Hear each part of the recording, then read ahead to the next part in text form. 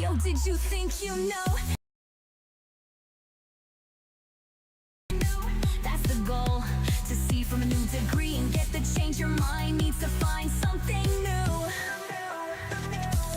Life suddenly is easy for many, but when a wall appears, sometimes up is all you see. So let 3D guide to the side, yo, where there's a door though. Just be careful on your way out, for the first step is a do-si-do. A little bit Linus with something different, it's almost like he's something else.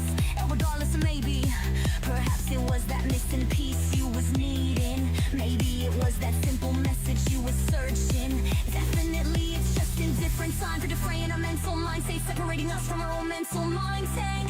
Boom goes the blast of thought. Boom goes the last spark with part. Boom goes the mental mind tank. Don't your perspective hit on the way out. Don't let your directive stop you when you doubt. Don't let the dire detection stop you from being getting X-righted, so the photons are delighted. Don't hesitate so we can line up the hash rate. Let me surmise the tide, submit the rate, and reduce the face while we mine our major bags. Crypto technology like cryptographic money, while hashing your life into a set of QR. It doesn't matter, cause this was 3D changes perspectives. Thank you for joining the show. Please return next time for a new roll of perspective. Hey, I didn't even realize I had the outro going. It's longer than the intro. My bad. I was also messing with the model. I noticed my models froze as soon as I clicked go live. Oh, okay. Nice. Awesome. Well, welcome to the show, everybody. As odd as it is, I had the wrong one running, so it said the one. But, anyways, okay. I know. It's been a morning already, everybody. So let's say there almost always are varying perspectives about everything, especially constructs of stuff like Bitcoin and cryptocurrency. So today I want to look at the perspective of Bitcoin, and we're going to ask the question: is it FUD based? Now, however, unlike giving, like normally we go over like one person's perspective, and it's just a single like giant weird ass perspective or something. This time we're looking at multiple individual little perspectives. So we're going to look at this in a slightly different manner because, well, we're also going to be looking at Jeffrey Epstein involved with Bitcoin. That's actually what we're going to be looking at, but we're going to be doing it in a weird way. We're not just going to go look at all the files. We're actually going to use the files to debunk or to prove, depending if it's FUD or best, statements we find online. Now, we actually have had a base episode already. We have had someone with base tapes. So, if you know more takes that you want potentially have reviewed or whatever, please send them in, comment them below, say hello, let us know who, what, where, when, and what that take might be, because, well, you never know when you might just end up becoming a searchable government system like Jeffrey Epstein. Okay. So now, before we go any further, I do want to thank the network sponsorships and partnerships. I want to thank The Organized for teaming up with Bitcoin Live, Digital Broadcasting DB. There's a chance you could be watching here from there right now. What is up, Roadkill? Now, because Bitcoin Live DB and The Organized is a powerhouse combo, I see new heights for both organizations. Now, if you haven't checked it out, any of the deorganized, like early morning broadcasts and stacks and stuff like that, well, they be taking off. It seems to be getting bigger and bigger with every day. So go ahead and check them out. And pretty much anywhere you're watching this, except for Odyssey, if you're on Odyssey, I'm sorry. That's the only one I know they don't go to. But they pretty much go everywhere on the internet, including where Roadkill's out right now. So check them out every morning, every evening, see what they're doing. We will actually show something for them here in a minute. But now I got to thank the sponsor. So I actually have a little thingy for the sponsor because, why not, right?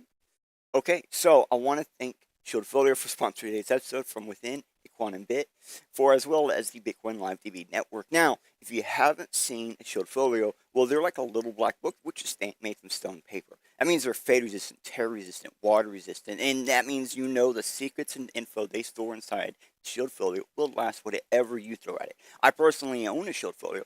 I use it for everything from like website information, contacts, crypto keys, among anything and everything I don't want on the internet or my computer.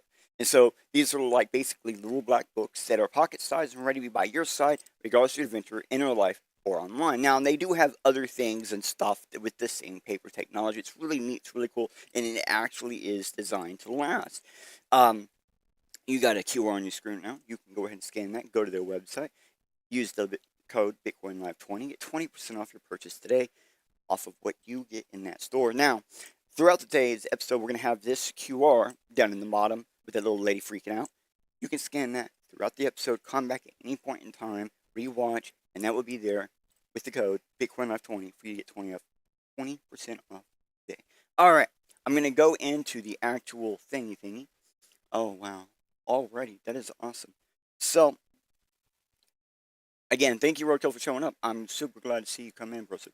Let me get this roll in.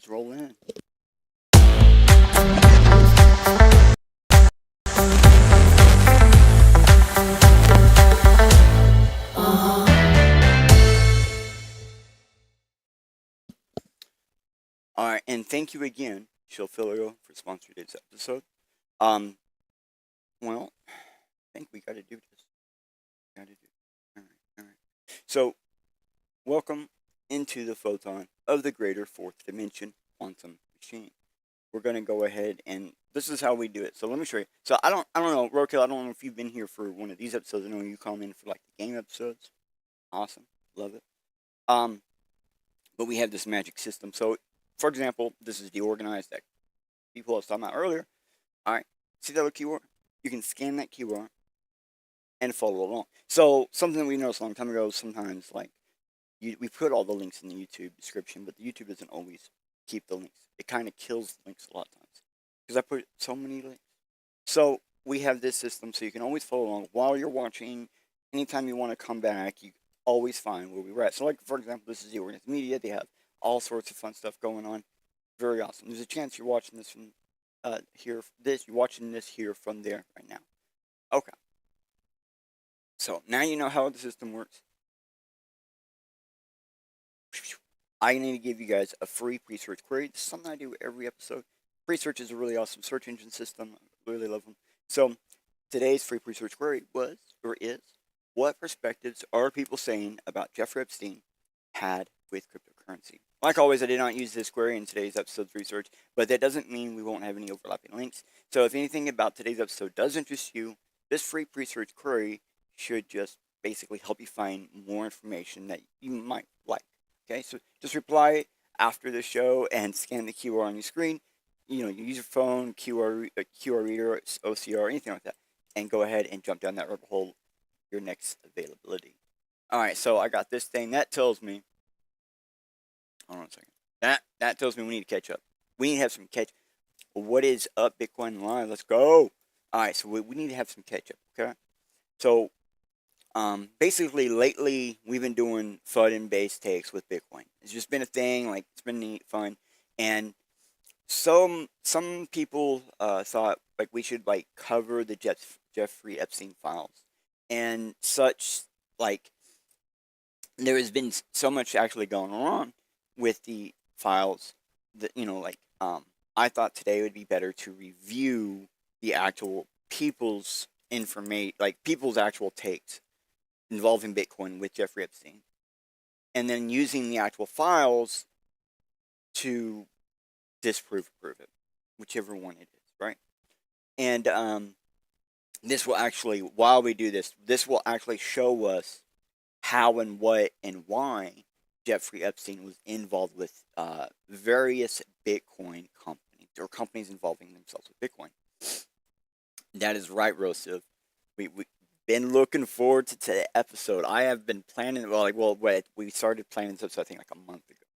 Like, I've been given a ton of assistance. Like a lot of people have sent me links and stuff, and eventually I found the DOJ system, and that was the thing that just kind of broke me through all the problems. All right, so I am, yes, about to put you guys back in. We're about to go in. We're back. Coming back. Coming back. All right. All right. We're back. So, very first thing. Okay. This is Simon. All right. We've reviewed Simon before, and their base takes, I think, on the last episode. And this episode, I do want to kind of start with another base take. It seems to be like a thing, right? So, we're going to review just a couple minutes of this. It's not very long. There's just something very quick he's going to say. We want to hear what he has to say. Let's do it. It's not going to be very long. We got this. Let's get started with part one. Was Bitcoin hijacked? And let's look at the infiltration operations and expose them for what they actually were. So to answer the question, spoiler alert, I'll just give you the answer right up front. Bitcoin wasn't hijacked, but it continues to have multiple hijack attempts at it. It has always been attempted to be hijacked. In fact, I think the original Bitcoin was a hijack of a project that was meant to be centralized, that wasn't meant to be open source, and was meant to be a central bank digital currency. So right from the beginning, Bitcoin was a hijack project. I personally believe it hijacked what was. Okay. All right. So, you heard it there. It has had multiple hijacking attempts. And other than him actually believing that it's hijacked from the beginning, which there's a ton of people that think about, that's fine. That's a completely different story for a completely different topic. The whole point that he gets, this guy has been doing Bitcoin for a long time, and if you go over the last episode, you understand more why we're starting with this guy's take. So, there's something down below in his description. There's information in here. So if we just zoom in on here, this kind of gives you an idea of what exactly he's going to talk about, because he sits here for almost 3.5 hours, right?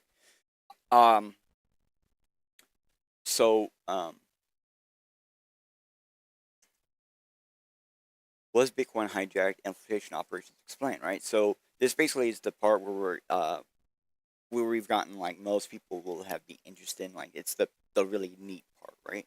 And then the Simon Dixon versus Steve Patterson, Bitcoin versus BCH inflation, blah blah blah.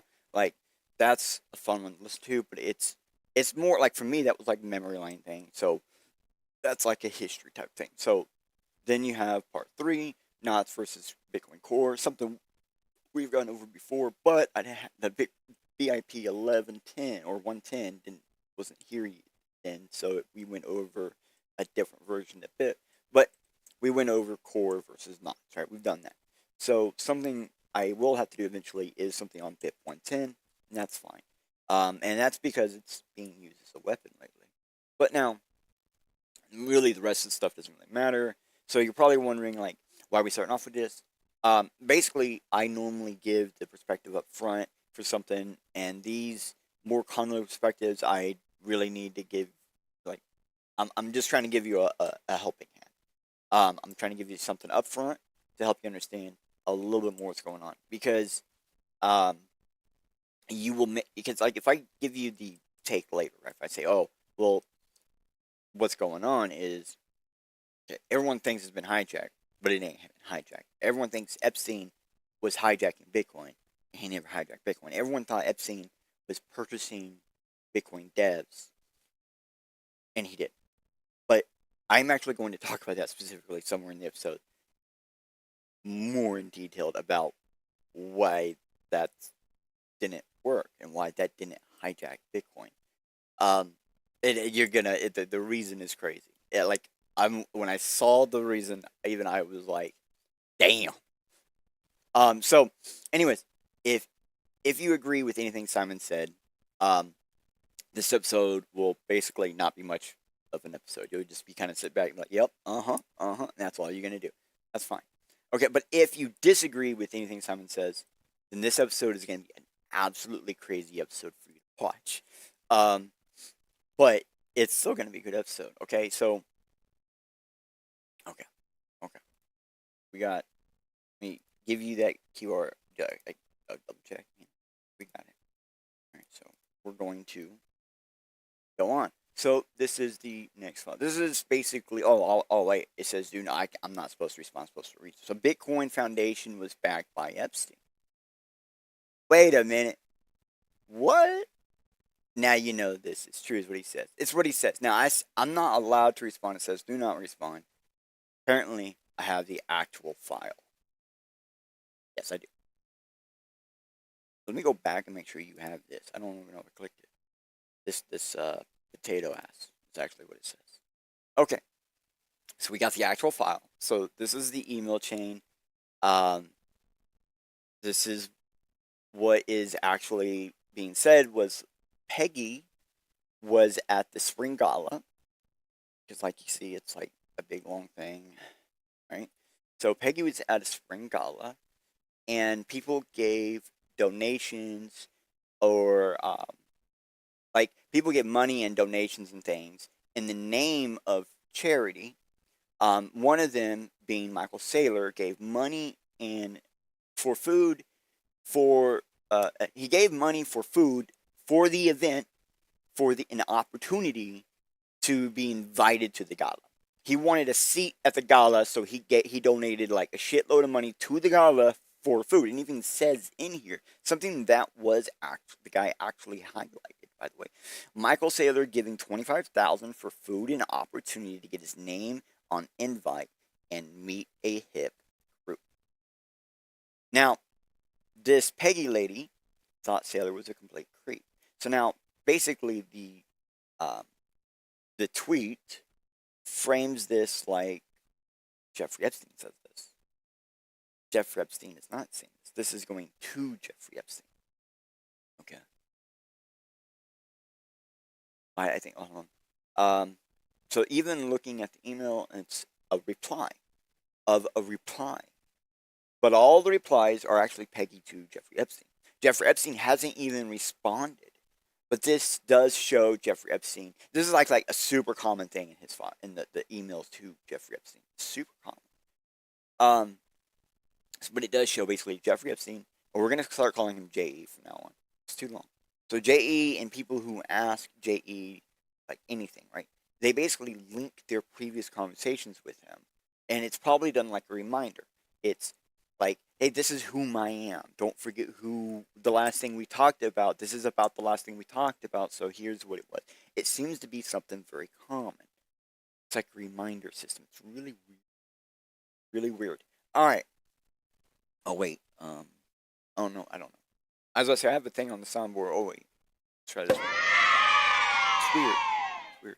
Okay, so we're going to go to the next file. So I got another file. Okay, so go over. Now, I do remove these as we go, so I'm going to give you these QRs one more time. One last time. Boop. And even on this one with the Peggy lady, like the whole thing started with Epstein to Peggy saying, check with EV tomorrow regarding your Robinhood ticket. If it's okay, don't sit at her table, yeah? And how did Sailor Party go Wednesday?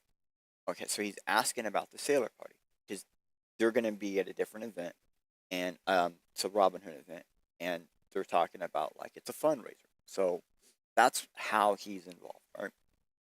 I kind of forgot. I just remember, like my notes pointed out. So don't forget the bottom. And then she responds, right? And she's basically sick too. Blah blah blah. And then they're talking about some other people in here, and then she says, I'll message you again, and then this is her message back later. So, okay.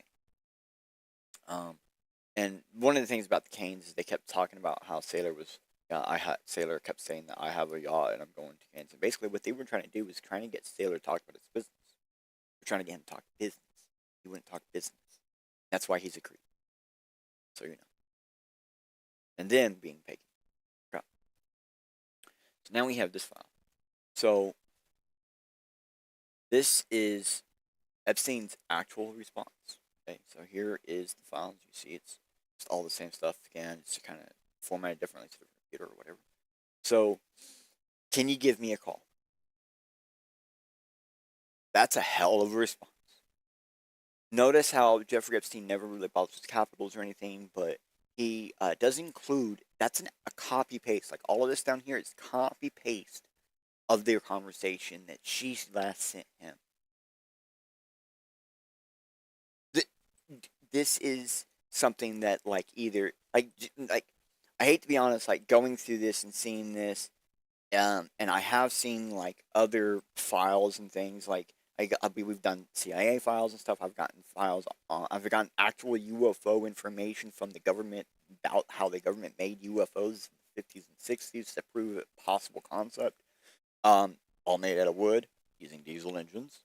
But they all kind of like do this weird thing where they'll copy paste that entire thing. Like they're just scroll and paste it in, and sometimes you'll see code and from the program they were using. It's weird, but it's something that high end people or what I'm going to call high wealth persons. It's a habit they tend to do. Include the previous message for context. Okay. So now we have enough information to be able to say that original tweet was FUD. The person that they're talking about, no, he didn't back that thing. Michael Saylor was backing the gala, completely different. It's the other way around, actually, technically, because Epstein got money from the gala. Okay, so I always do that, or else it sends me back to the new page, and I don't know, it's weird. So, now we have this one. Got the QR on screen. By the way, this is Bitcoin. This is why Bitcoin is going down. The insiders already knew this will be released. Jeffrey Epstein is the Satoshi, allegedly. The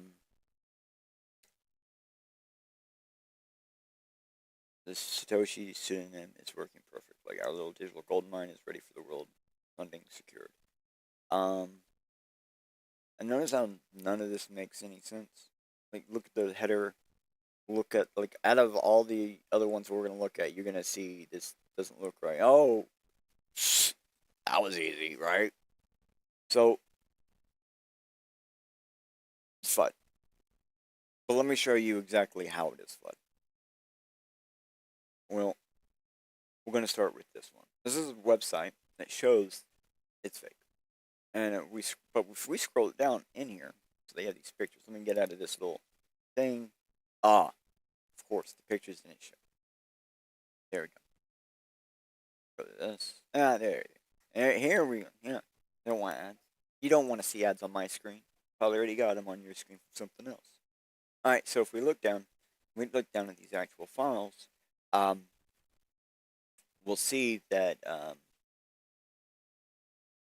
like, basically, Epstein would get stuff sent to him through his email in an automated fashion.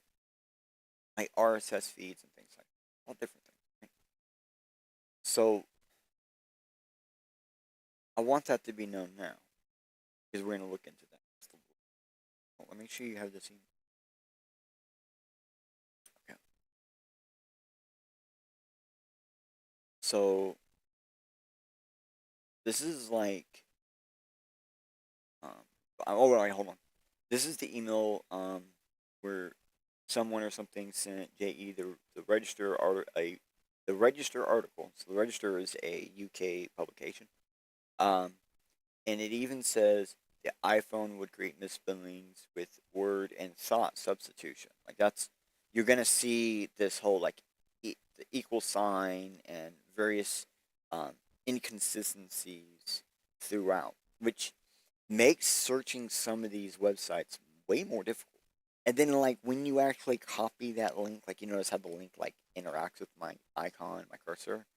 When you actually do anything to try to go there, let me see if I can get it to pop in real fast. Half the time, it don't work. Like, this is the first time that clicking on it, okay, no, it don't work.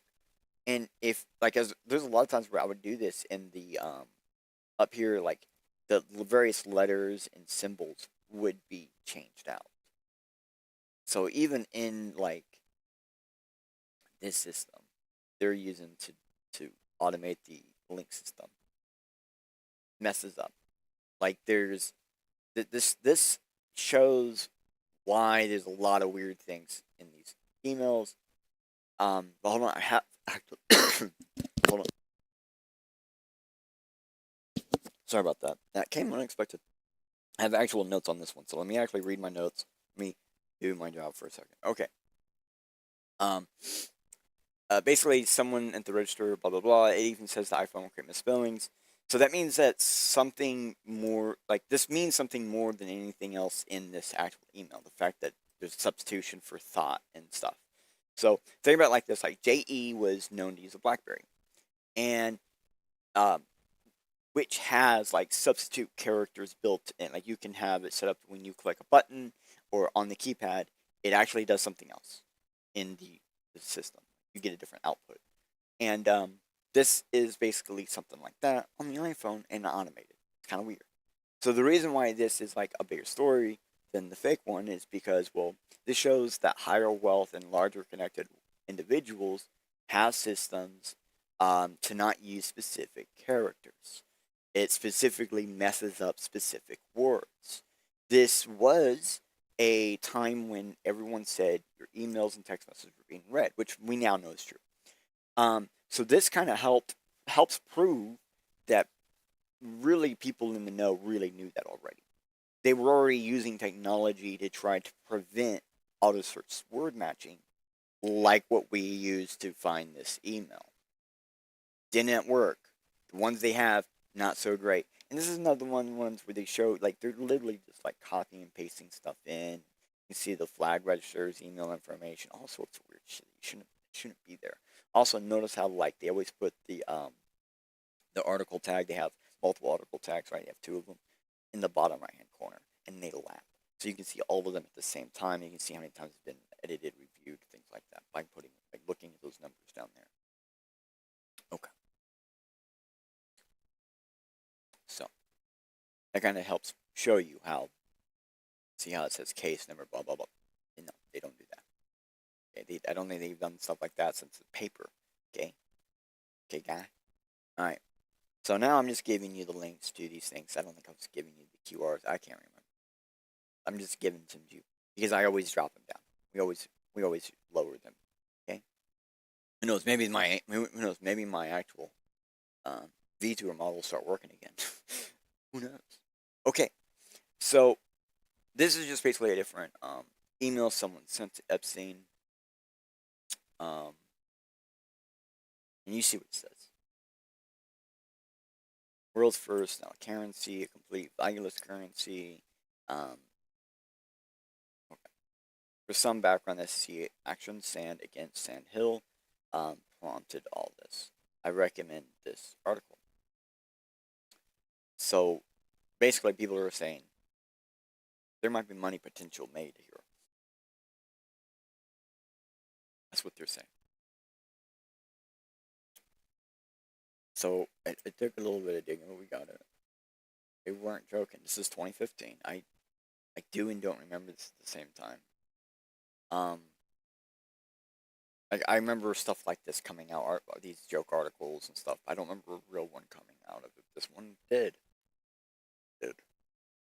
Alright, so here's the post. It's pretty obvious that this is more of a meme post of them just trying to raise money of some kind. And when publications, like 2015 publications would act like this in some manner, like you would get joke articles and stuff. And it kind of, back then, that was considered funny. But this, at the same time, was a very serious moment where they were needing money. They were trying to actually raise funds for things because they were, I think, being sued by the SEC or something like that. Or being looked at by the SEC. I can't remember the actual detail of that part is. It doesn't matter. Alright? It just shows that, like, Jeffrey Epstein was being sent things, even odd things. So that's kind of like outside his control, right? Being sent all this weird shit, whatever. But it's almost always about money, wealth, increasing potential. Almost always. Like, I've gone through a lot of his files, and trust me, there's a ton of personal files. There's so much more. I mean, like, even in the personal files, they're talking about making money. Right? It's all about the money. Okay? Jay and his orbiters only seem interested in obtaining more money. I want that to be a very clear fact of information. It's kind of like the important thing to notice. JE was like a tinfoil hat type person. He was scared about things. Everything written at least to him was being read and spied on. And JE and his orders pretty much stay focused on that money and wealth things. And they probably knew their emails were being looked at and stuff. And they still just like hyper focused on this. It's a pattern that he has. It's like a recognizable pattern, right? So I got the thing working right. Okay. All right. Now, well, not the model, but the thing in front of me, browser. So, all right. So no way, Satoshi Nakamoto told Jeff Epstein to go fuck himself, man. All right. So here we go. Now this looks a little bit more whatever. I'm not reading the thing down below because, just the general setup to this more correct. Still wrong. There's a lot of inconsistencies in the header and stuff, and there's no page break and things like that. No lines, differencing in font size and type and all this other little thing. Okay, deal Satoshi. I would be delighted if you joined me on my private island for a discussion. Now, okay, going through these files, I don't think I ever saw Epstein say the phrase private island for discussion. The amount of times I saw, we need a discussion on this, something like that, or this is in discussion. We will discuss this. This is for discussion. That's how they would always use the word discussion. I never saw them say things like private island and discussion in the same sentence. Well, maybe in the same sentence, but never in the same context. And if anything, the things that would be referenced, it's the time I had. 99% of the time, they will say things like the time I had, and that means on your island. And other times they'll say parties, whatever, and those sometimes happen in actual places outside of his island. So if you see here, blah blah blah, Jeffrey. So I have that dear Joffrey or Jeffy. My bad. It's hard for me to say that. For some reason. I have the dear Jeffy thing. So this is the only file that came up the search system with this dear Jeffy. I'm away and just shattered my iPhone. It fell 15 feet. So we'll have to get a new one. But I'm back. I just wanted you to know in case you try to reach me. I can check emails till then, but that's it. Picked this picture up below of you, Jeffrey surfing the ground. Hope you're having fun and happy, love, blah, blah, blah. Now, see, got that little thing down there. Alright. Hold on, I lost my place. Okay, yeah.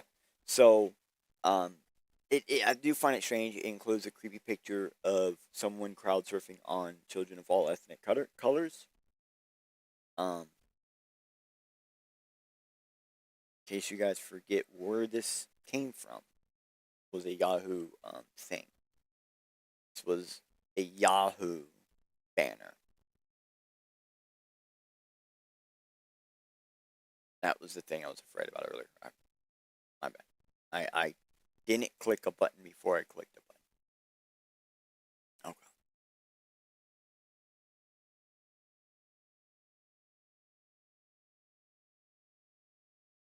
Wait a minute. Okay. Alright, I was like, wait a minute. Wait, I'm supposed to be looking at a tweet right now. Okay, there's the tweet. Alright. So it's pretty easy to say that dear Jeffrey, that Satoshi Nakamoto was never invited to the island, and blah, blah, blah. That never happened. Okay. That's fun. And we're looking at this, acquired savant.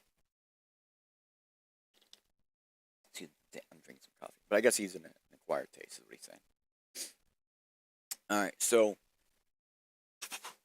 this tweet is insanely misleading. Let's read it. I told you all, 31 December 2022, Gary Gensler was directed to Epstein and Hassan to go after Ripple and XRP. Meanwhile, with Bitcoin Foundation was backed by Epstein. No, it's true. He has the word Ripple highlighted. This. Okay, let me say this now. This is FUD. This tweet is definitely FUD. So to note, JE was involved in seed rounds. I'm going to go over a lot of that. We're about to do that now. This is like going to give us the opportunity to really look into how and why was Jeffrey Epstein actually involved in various cryptocurrencies. But technically, it's the companies around them. I'll show you this. So anyways, basically this he was only involved in stuff with money-making opportunities that had something to offer, not actually having to do anything with backing the foundation and things, but gaining from their money raisings instead. So did you think, like, when a lot of those tech companies are doing IPOs and all those like cryptocurrency related companies are doing their things, that like 6 years ago or so, they thought that was all for no. You thought that was all for no reason. You thought it was coincidental. Everybody had the same thought at the same time. Nah, everybody was raising money for Epstein. Like, I'll show you, and we'll explain why. It's kind of weird. Not really. It makes sense when you look at it. All right. So, it basically was to make politicians and their worker bees like JE to get the cicadas to pay in to things for the money to be made. So they were basically able to extract money out of seed fundraiser things. Okay. Now, let's look into it. Alright, let's look into it, guys. Alright, so this, I believe, is the actual tweet. Yes, this is the actual, no, this is the actual email in the tweet. It's from Austin Hill to JE and Jochi, and this is kind of the email that made people, think JE was backing Blockstream. And in this email, Austin is being told by co-founders to cut JE and Jochi, and that is what prompted this email. So basically, it says here, I'm not sure what the relationship with Jed and the team are. I obviously know some of the players, but this is a problem for us. Would you please give me a call? I can explain some of the issues, but basically, I've been asked by the co-founders to reduce your take and your allocation away. I mean, to reduce or take your allocation away. Like they were cutting them out. That's really what it is. Okay.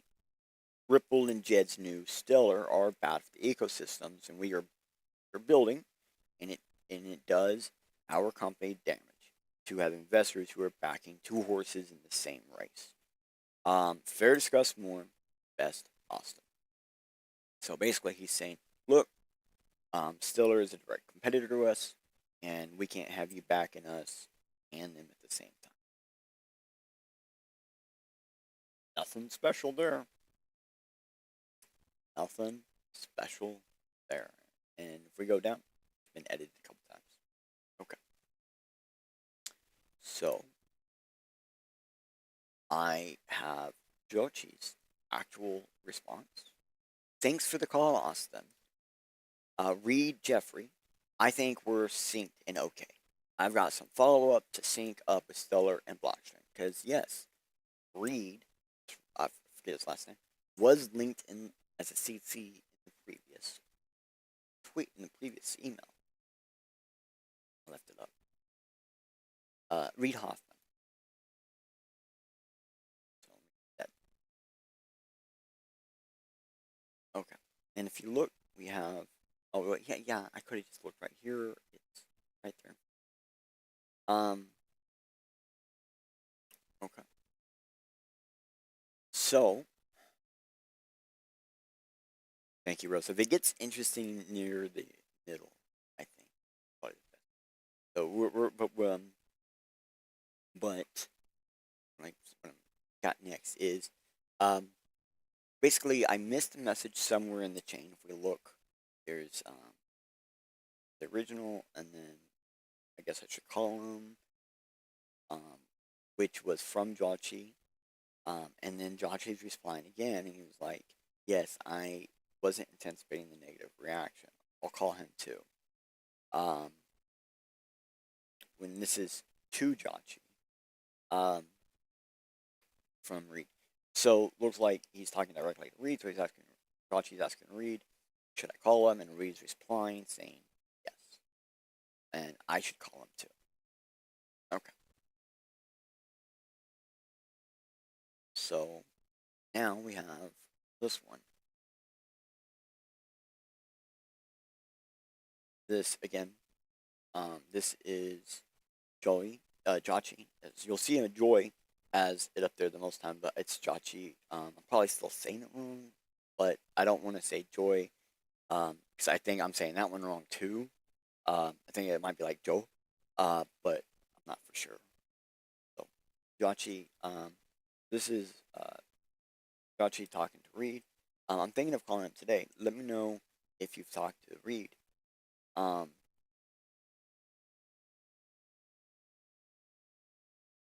That's the part makes no sense. Okay? From Jochi to Reed, let me know if you talk to Reed. Oh, wait, I'm just now realizing there's the word him. Let me know if you talk to him. Okay, now I get it. Alright, my bad. I missed the word my dyslexia got me. My bad. And if we look, it still has that, like, should I call him thing. Okay, so this was all about the money. Like, this was so important. They started immediately, like, stacking emails on top of each other with each other very quickly. Like, I'm going through this slowly, but it was actually a very, like, like, this was probably one of those things where one of these three people at all points in time were probably, like, watching their phone for that email. You know what I mean? Like, they were probably heavily waiting. Okay. So, this is still the same email thread, okay? I couldn't get a single image of all of them put together. That doesn't exist. So we're going through them, okay?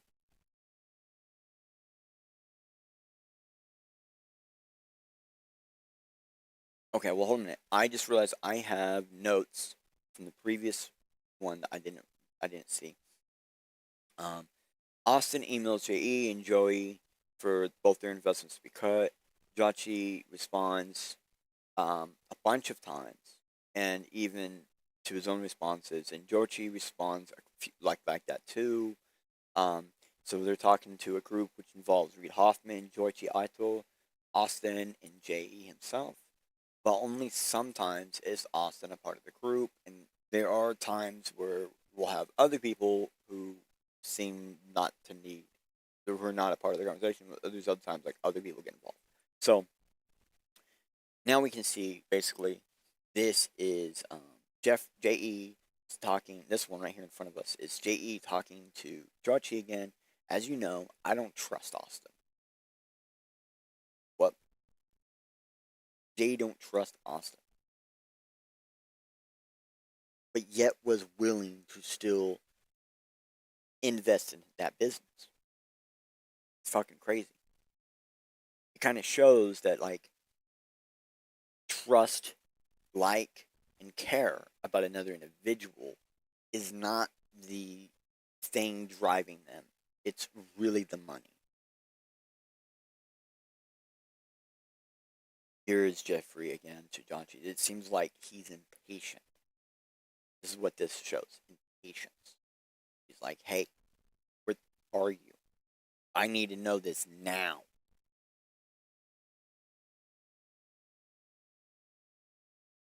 Okay, hold on a second. I gotta sync up in my notes.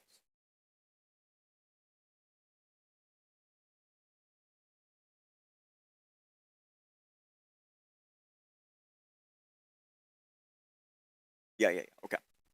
So I don't have anything. Yeah. So this is the one with the big note.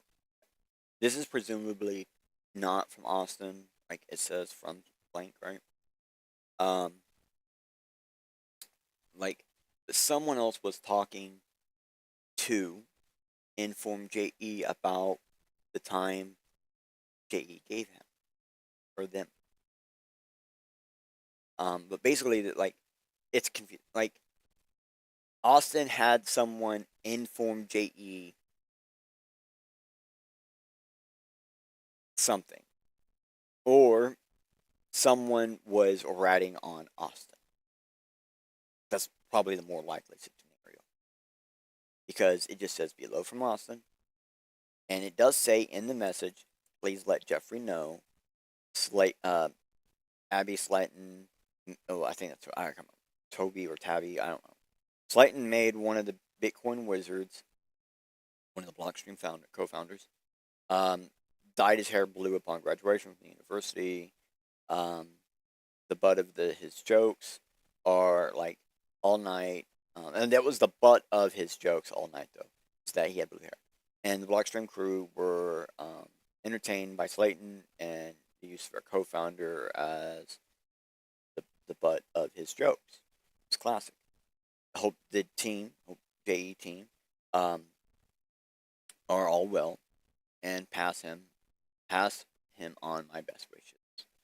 And then you can see they're talking about how they're going to meet with the Bitcoin Wizard at some other point in time, gives information, and again, gives key data about the email.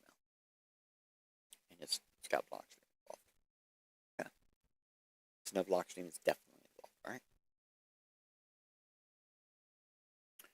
So now, this one, oh,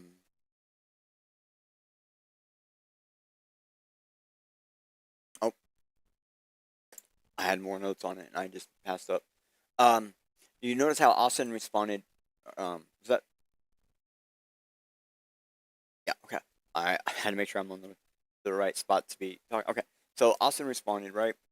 And what he was saying was like, time we had, it was great, and but these, like, basically these money hungry people will take your money, give you some wine and dine, and then they want you to give these people more money. So basically, they took money from the guy and they gave him an experience. And like, hence, this is why JE's email actually, is Jeffrey Epstein Entertainment Vacations, aka JEE Vacations. So JE and his cohorts are not paying money to give these people these experiences, but they are getting money and wealth for and from it at the same time. It's kind of how their business model works. You build up enough services so that way you don't have to pay, but you can just create experiences you call vacations, and then other people give you wealth in return for free entertainment vacations. Of course, no one talks about the money and when the vacations are involved. Like, it's almost like an unspoken rule, the separation of money, wealth, and fun. All three are separate. Or my thing actually says all three are separate talk. And that's kind of important. So, now, this one involves... At first, I didn't think this email had anything to do with anything. But then, like, I realized not only is this like Austin, again, directly emailing again, but, like, directly emailing JE, but it's about a new money wealth making opportunity after the other one. Like, this is like a year after he had to tell JE, yeah, bro, we're cutting you down or cutting you out. What the fuck? So that's the connection of Austin to JE. JE gets wealth out of money raising systems. He extracts wealth from the fundraisers.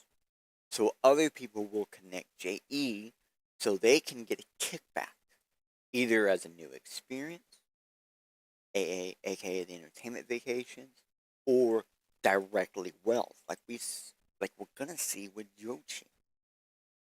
Okay.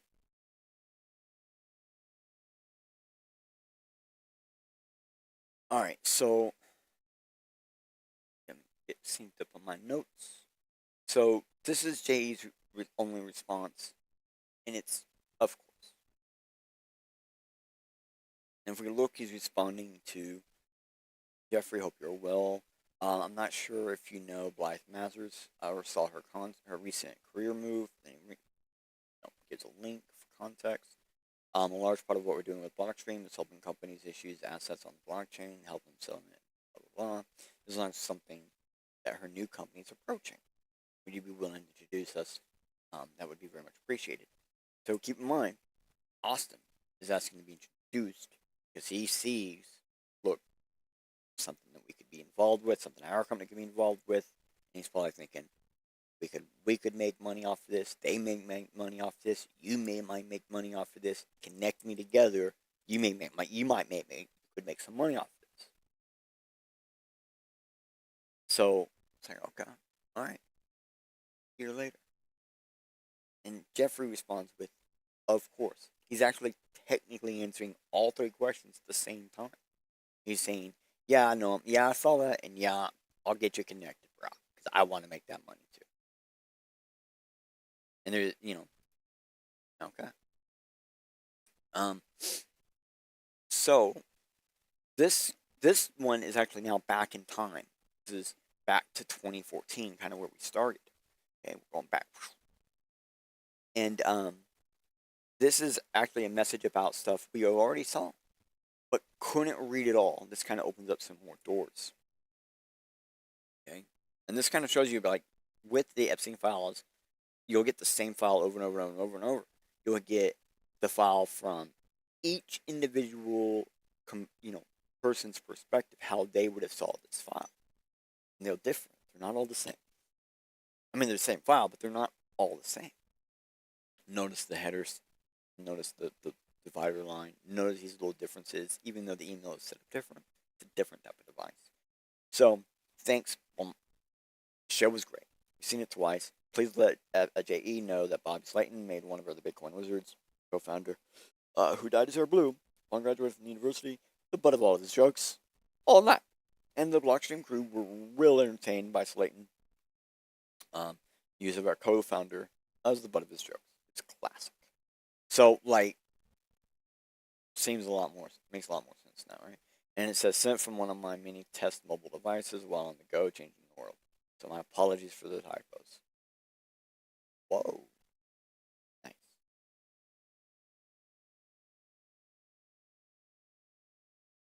Okay.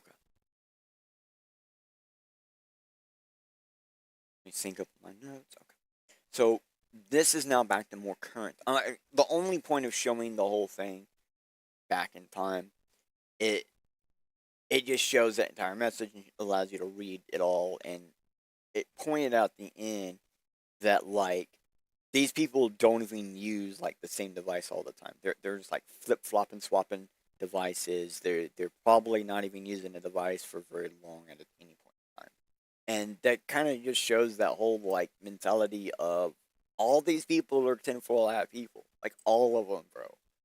Okay. Back to this one right here in front of me. We're back in current times.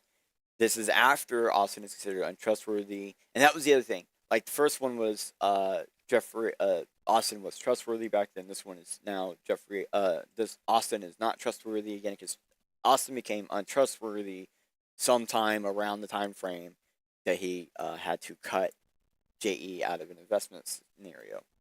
And I have the reason why. I know exactly why they said we need to reduce or cut you. And you're gonna be like, what? When I show you. Hold on. Let me get back on track.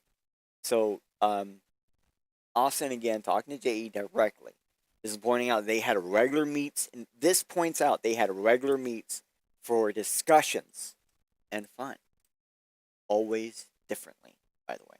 So I hope you're well. My apologies for interrupting, and what I'm sure is a crazy media storm for you and your team.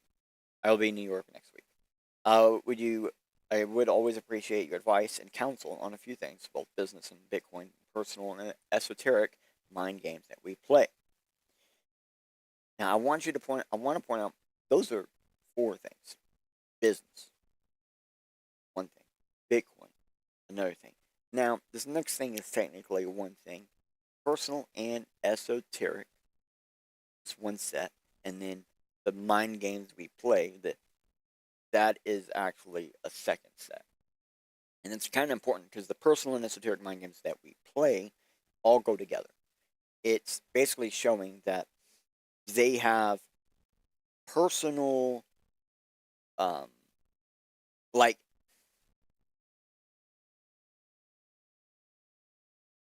I don't have a note for this. This is off the top of my head, and the top of my head is saying, um, but basically, like, um, it's like they have insider type things they do with each other, right? And he's kind of pointing out that they are doing stuff that's not normal in some way.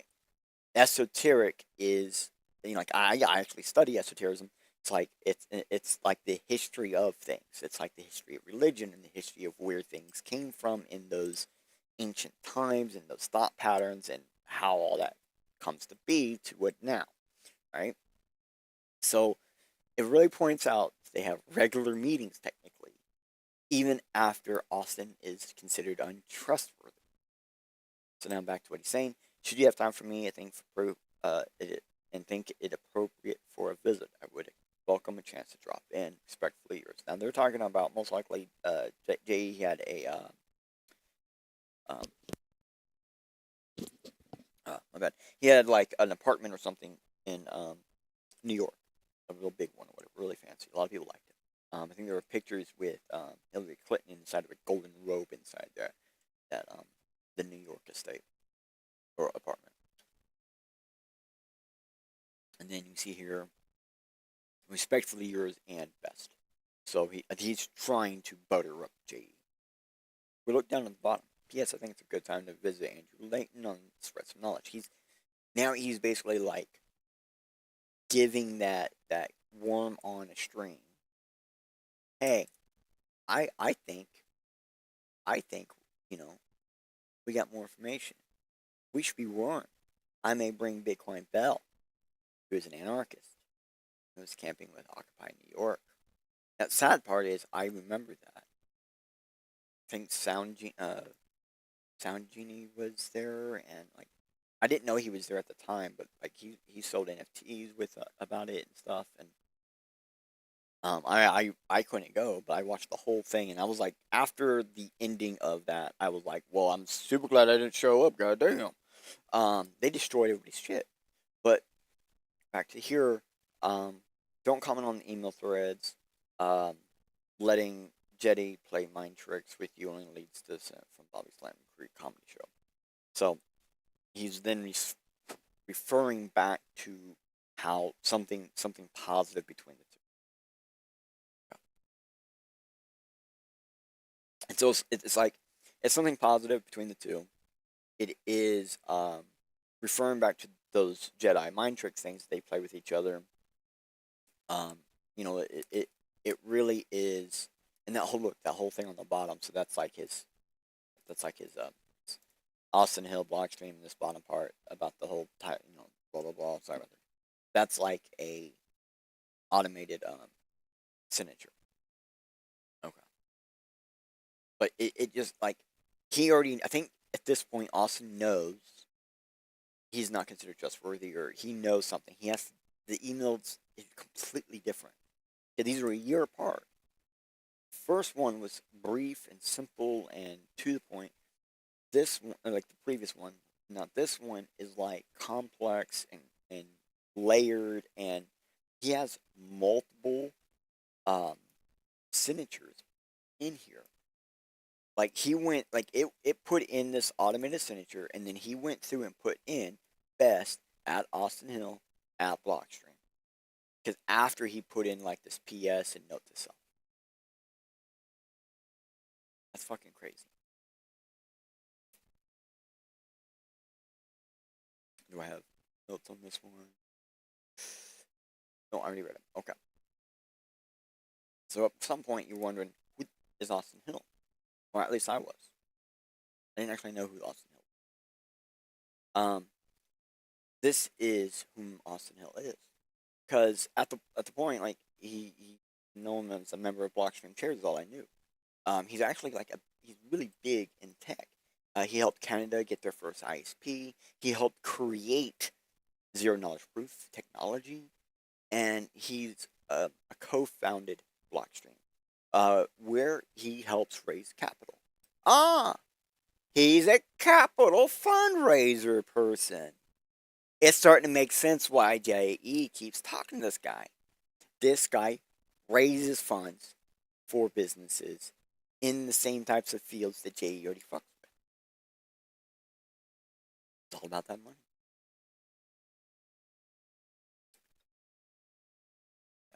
Now, this is JE to Jeremy Rubin. And if we look down, it's not the exact same conversation. But we do see, like, they're talking about raising money, and they're trying to find safe ways to do it. They want to make sure they do it without Bitcoin crashing on them. I don't want to know about the ethics. Well, like, basically, one person is basically saying, yeah, the ethics is going to be great. Jeremy Rubin said that. And then Epstein was like, the deal is to pump the currency, but it's dangerous.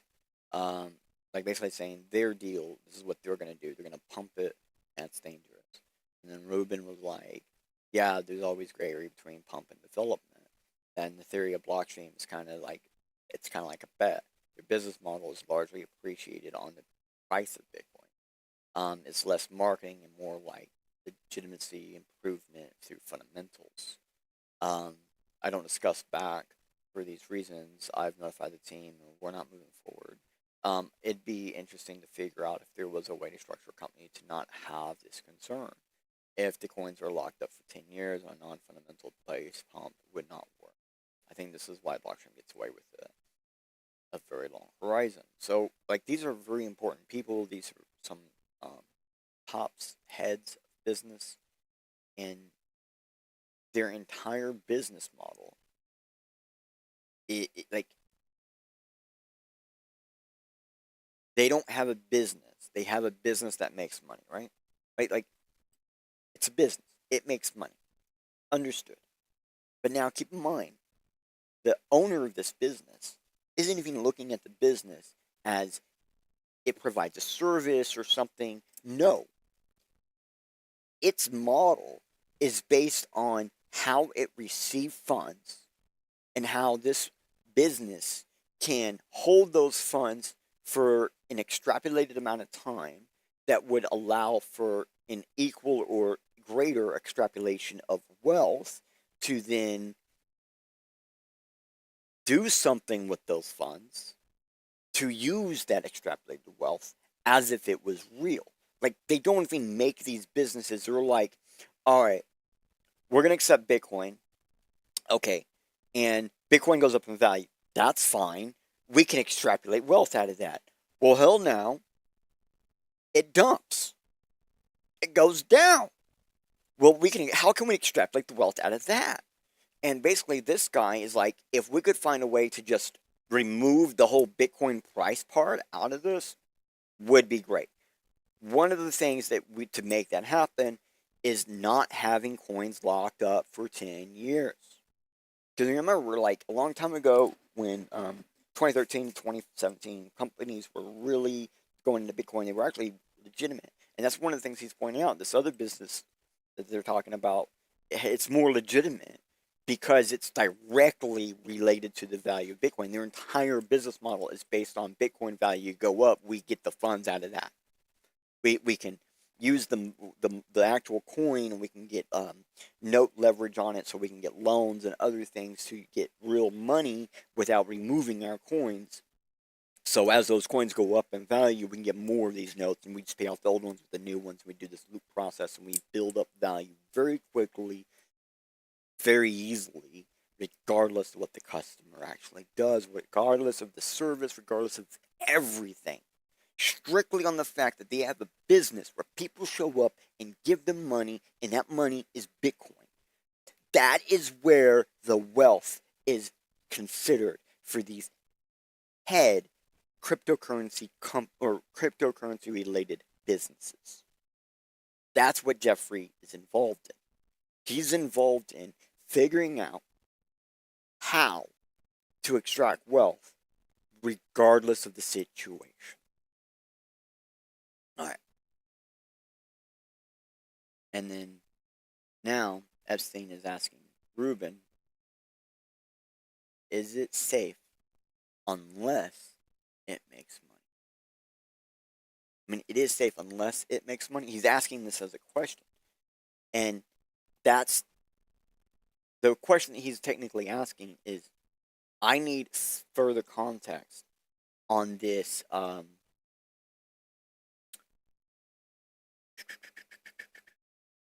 It'd be a figure out if there's a way to structure a company to not have this concern. The concern being their business model is largely based around the appreciation in Bitcoin price. And he's saying, well, does it need to be safe? And if it makes money, does that disregard that safety? Because like earlier, it started off like safety, like there needs to be a safe way, blah, blah, blah. That was one of the starting things, dead honest. So now Jeffrey Epstein is basically saying, how much does that safety really matter to you? That's really what he's asking you. Asking this person, Jeffrey Rubin. How much does that safety actually matter to you?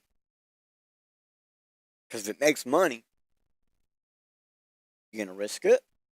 Showing, and they've even pointed out earlier, pumping the coin is dangerous. Shows you his technique. I'll get people in that coin, motherfucker. We'll dump that price so high, bro. We just go ahead and go in there and you pull that money right on out. We just do it in a way where we won't even notice because you just pull it out a little bit. You got that business, you got all these other things, we got other things you got to pay. So you just can pull it down. I'm an investor in the business, so we got to get that share. We got to get that kind of terms, you know. And that, that would be Jeffrey Epstein explaining to him the business model, right? Yeah, I'll get a lot of people come in, we'll put money in, we'll pump the price, and then as the price is pumping, you'll pull little bits out here and there, which are actually large lump sums of wealth, while getting, you know, loans and other things to pay us off. You're going to send us some Bitcoin and stuff because we're like investors in the system and business and blah, blah, blah. You have to pay us out. And it gives reason behind the thing. It's crazy, right? All right. So now, sync up on my notes. So this is, again, back in 2014. This kind of shows you how, okay, we already showed you guys, like, how different Austin spoke to Jeffrey from when Austin didn't know he was untrustworthy versus when Austin knew he was untrustworthy, right? Now we're going to go back in time again. And this kind of shows you just, like, how Blockstream involvement was all about the money.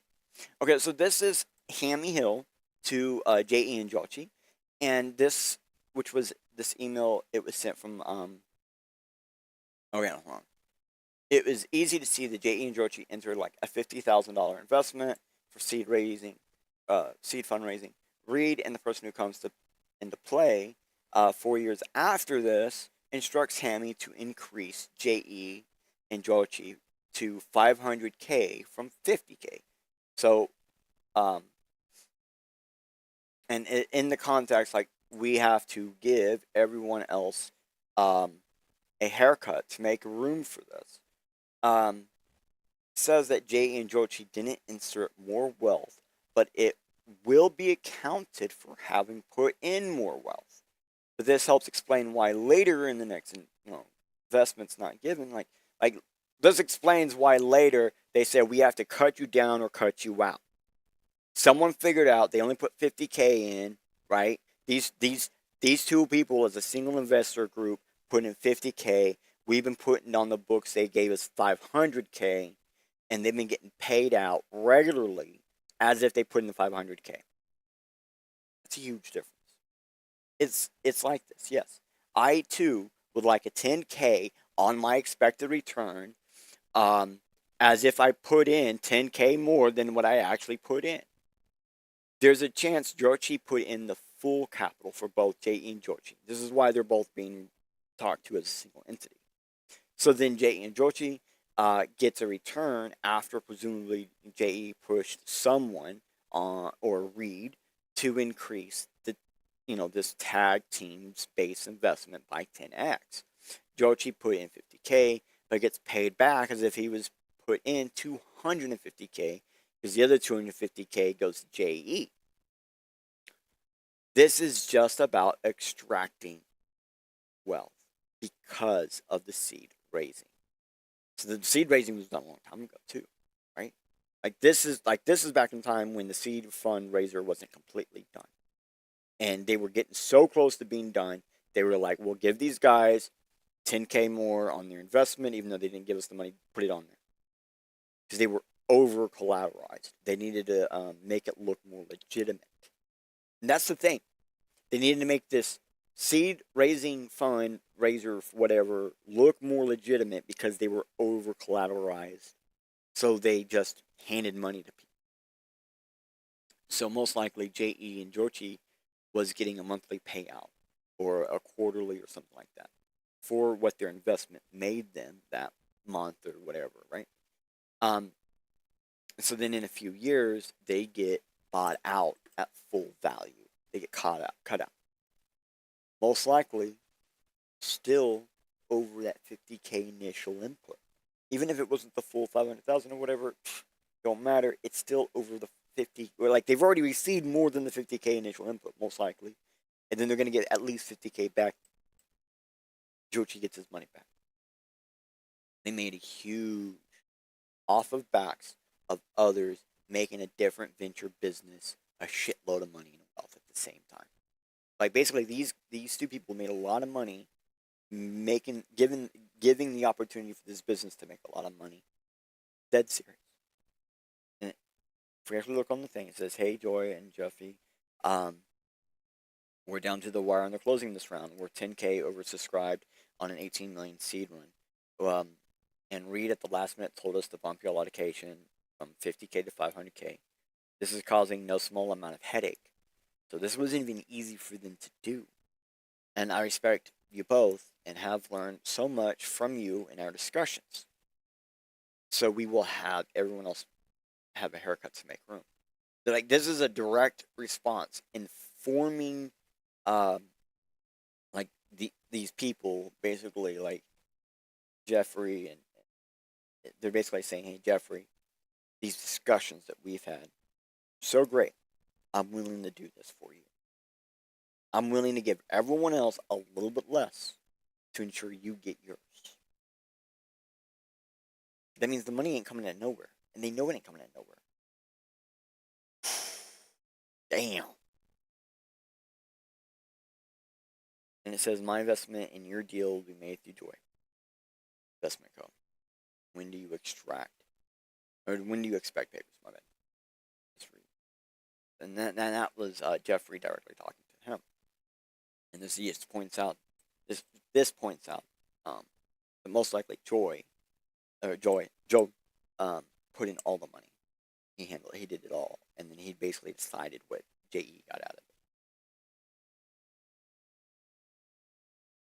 It's crazy.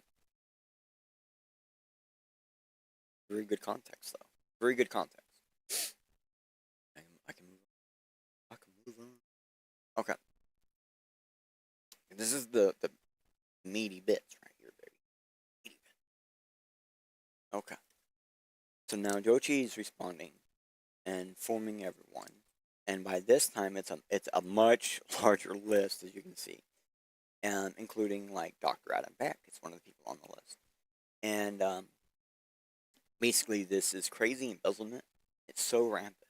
They just email threads of the crime proof and call it investment, and it's okay. Absolutely okay.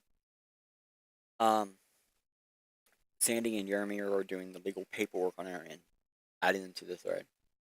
And this goes back to, we're down to the wire. We got to do some haircuts. All about the money, getting the money out.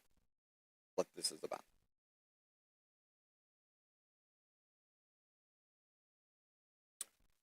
Okay.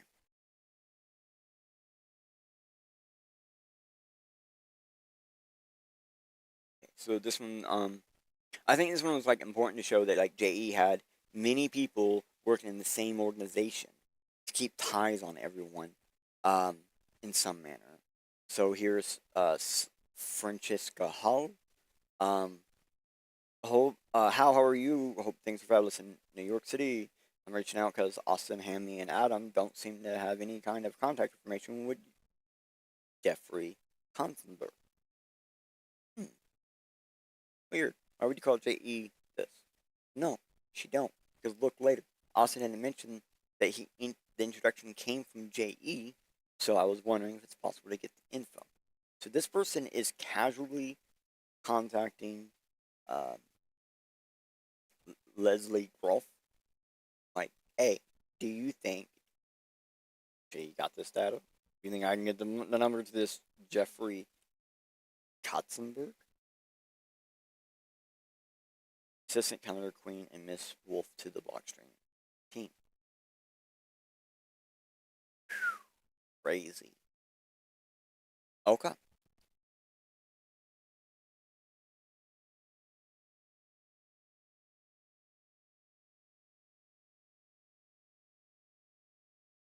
So this is Brock Pierce responding to JE after JE asked Brock if it was okay because he had not responded back to some other email.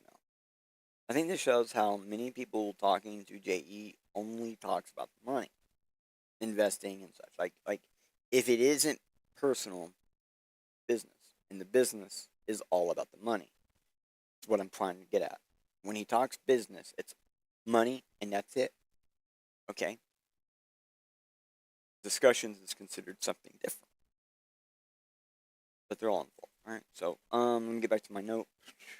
No. Right, okay. Investing and such. Okay. So this is all business, obviously. They call each other friends and such for public appearances, presumably. So here, sorry, I met up with Coinbase twice. Okay, so this is Brock to Jeffrey. Just kind of tell them what's going on. Companies steadily growing in every market, blah, blah, blah. They expand new markets. Bitcoin is in a bit of a bear market. But the blockchain is rocking. So your investment in Blockstream is doing well. They're getting close to closing on a 50 million financial on a 200 million per CAD, not confidential. So it's up to about 4x. I have another two companies that might be worth looking at. One is closing in on 10 million financial, but possibly the most interesting company. And I've seen yet the other is Itbit. Blythe Masters is also closing the deal for digital asset holdings, but I haven't gotten myself into that one yet. And then RBS just verbally commented to coming into my fund, so that closes the mid-October, and I can start closing a number of strategies. Workers.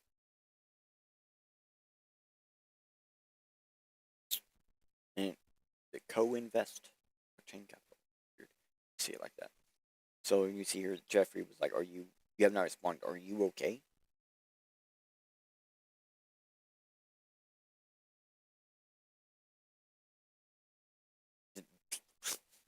Yeah, you didn't think Brock Pierce talked like that. Yeah, they're literally like, yeah, we're going in, they're getting ready to close, we want to give them money, so we give money, we want to make that money. Yeah, that's really how it is. It's all about the money.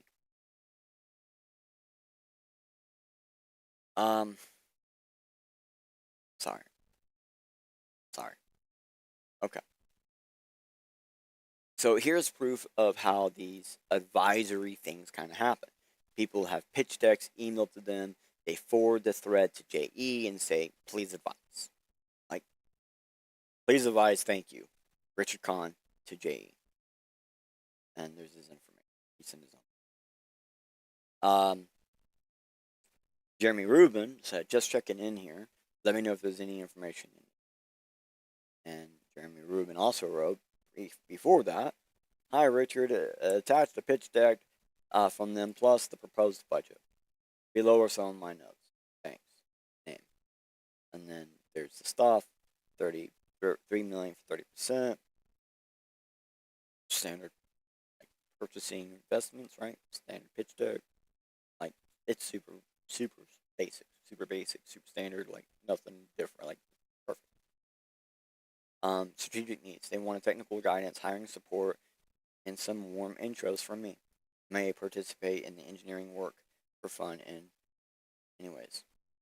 As yet, they're to incorporate, they need guidance on structure and jurisdiction. It may be good for them to have a serious license or LLC. We see Richard Kahn also wrote before that, I only see the operating agreement attachment. Can you please information about layer 1? Thank you. And then most likely, and this is the response that he gets for it, and then like, okay, JE, I need you to please advise. How it works. Now, back to this guy. You notice it's a different tweet. Same picture, different tweet. Dear Bitcoiners, you spent a decade calling XRP the banker's coin, while JE was funding the Bitcoin Foundation and coordinating with Jamie Dimon and many of the largest banks to position Bitcoin. Now, everything we read shows this is FUD. Like what? No, we didn't read anything involved with that, right? We actually read like how he got involved into that block stream and how he got involved to the Bitcoin Foundation and it's through Brock Pierce, right? And it was just like, well, no, this is completely FUD. And this is completely FUD. And they're just using the exact same image that has the word Ripple highlighted because, you know, he funded their seed fundraise thing. Put money in there. It's gonna keep going to that one. I gotta remember. It's gonna keep going to that. Alright.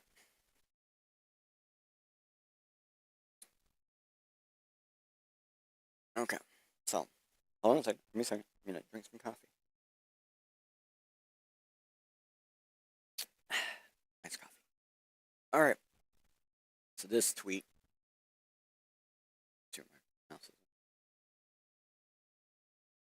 Who are these Bitcoin founders Epstein was speaking to?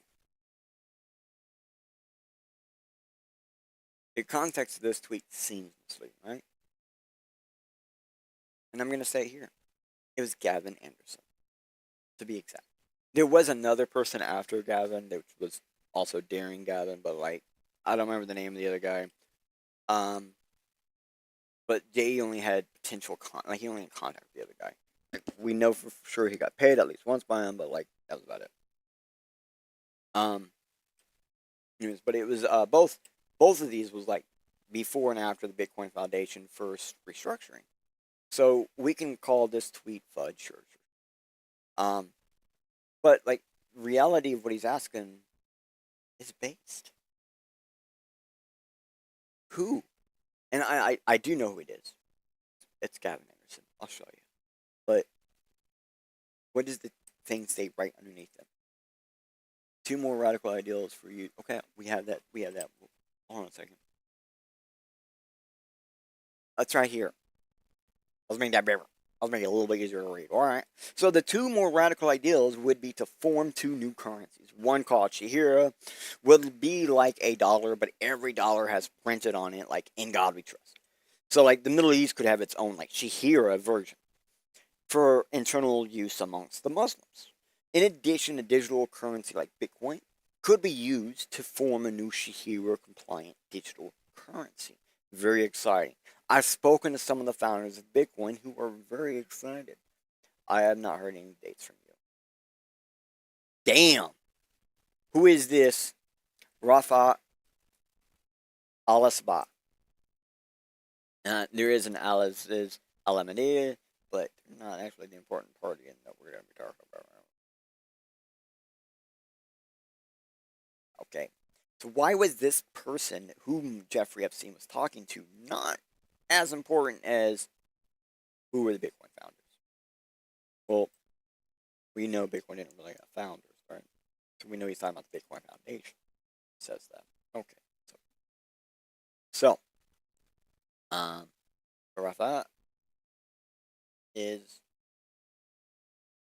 the advisor to the Saudi royal court. And he's actually like, I know it doesn't say here, but he's actually the advisor for like I think it was like technology and sciences or something like that. But he ensures that like their government is in the know-how on a lot of this stuff. And to be honest, like when this guy took office in 2016, I think it was like within that same year, like he was like they had people in their government like sending emails and just contacting people through like at the time it was like like Twitter, and like they would just like DM you stuff and just be like, what do you would you be willing to talk to us about this. Would you be willing to send an informational deck or something like that? Like all these different weird things. And um, it was an opportunity, really, because like this guy, he kind of seemed to know what was going. He seemed like he understood there was more here to learn, and I think he knew there was more here to learn because of the talks he was having with Epstein. So how come that guy's not mentioned here? That's why this is misleading. But we know it's not actually Bitcoin founders whom this is a response to. It's founders of the Bitcoin Foundation. If you haven't figured out who it is, I don't know what to say. Alright. Alright, so now we're going to this one. Completely different, just another one. Jeffrey Epstein used Bitcoin spyware to monitor victims of a trafficking ring. Email reveals similar system used in Watergate scandal to launder money from the Federal Reserve. Don't I have that? Yeah. Alright. So we're just gonna look at it. So we see someone is responding to this Olsen Wendy lady. Thanks will forward to the FBI for our practice. For passing along all civilian communications regarding Epstein. Previously, Olsen Wendy messaged this person and a bunch of other people with the subject Epstein victim. And they're asking, does she not realize her name is in the email address? Oh, reference to, like, stupidity. Alright. And they're referring to this Crystal Gainey lady sending to Olsen Wendy and someone else. Well, no, that is just to Olsen Wendy, Epstein victim, which they said, I have information on Jeffrey Epstein case. I know it's been several women have been drugged, taken to an unknown location for several days at a time. These women are willing to testify. I'm extremely reluctant to tell you my personal experience. However, I'm 41, blah, blah, blah, words, things that don't really matter. Those life events would unravel into a world of corruption that only pure, honest, accurate data could solve. A big block of information we're not allowed to see. JE and Bitcoin spyware to monitor the victims of this trafficking ring. These devices will prove to be unsafe, unregulated, and very potential to the stock exchange. Epstein used a program similar to the Watergate scandal, spy technology to launder money. All right, now, this email, most of this email seems FUD. Okay, they might have victims willing to testify. He didn't do anything similar to the Watergate scandal, spy technology. The Watergate scandal spy technology was a tape-to-tape recorder. That was the spy technology that they used to prove the Watergate scandal. Tape-to-tape recorder. Which one of the people in the Watergate scandal, one of the lawyers involved in the Watergate scandal and the ferocities behind it, was Hillary Clinton. Before she was a Clinton. So it was Hillary something, whatever her last name was at the time. I had to look into that to find out for sure. And believe it or not, some of that came from the Epstein files. Crazy. Okay. So, some of this here is absolutely false. Doesn't make any sense. It sounds like they're like trying to pose that they have a much higher, like, the information they have is so much higher than everybody else that you have to pay attention to them. And they're like, well, we just need the FBI, we don't care. And you can see, like, this bottom part is, like, all very, like, it's almost scripted. It's just basically like, I need you to really listen to me. You really need to listen to me. And they didn't. They didn't. So,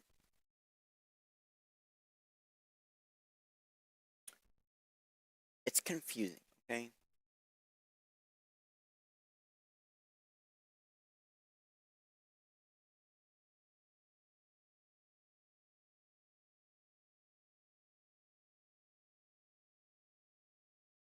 Wait, am I in the wrong spot?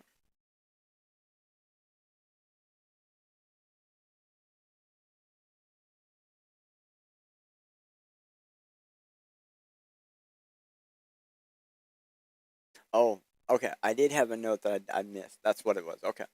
So, and previously when we were looking at the messages to that government official about technology for the Saudi Arabia government, it was like JE sent a message to Rafa, right? And it was just like a generic pitch about a digital coin, and the whole pitch was basically revolved around using religion to push for adoption. Um, that the Muslims themselves could have a different version, that the different version is just text on the coin that doesn't actually exist. It's just the representative image of the coin that was the pitch. Literally, that's it. And that sounds something like what rich and powerful people would actually care about. The things that don't matter. The propaganda and the belief of pushing that onto the coin, because it doesn't have a physical coin. There is no text on the coin. That's just the showboat important part. Okay. Now, back to this. So, this thing, super fun. Fun. Now, if anything, the important part here is Bitcoin spyware is very misleading, right? And this guy is using that phrase because he knows it's misleading. He's doing this on purpose. When you read the thing, it's misleading on purpose, most likely. Okay, so back to here where I just took off. Okay, so here's the thing: Bitcoin can be used to spy on people two different ways. Here's the first way. Well, they can just use the wallet one uses against them. There are many wallets that are just spyware, looking like a Bitcoin wallet. So if JE was using one of these, and he would pay the people in Bitcoin, but they didn't have a Bitcoin wallet, so JE would be like, "Oh, you got to use this one," and it would just be spyware wallet. It'd be either be one he had control of or someone he knew who had the control of it, so he could always get his funds back while tracking the people spending his funds.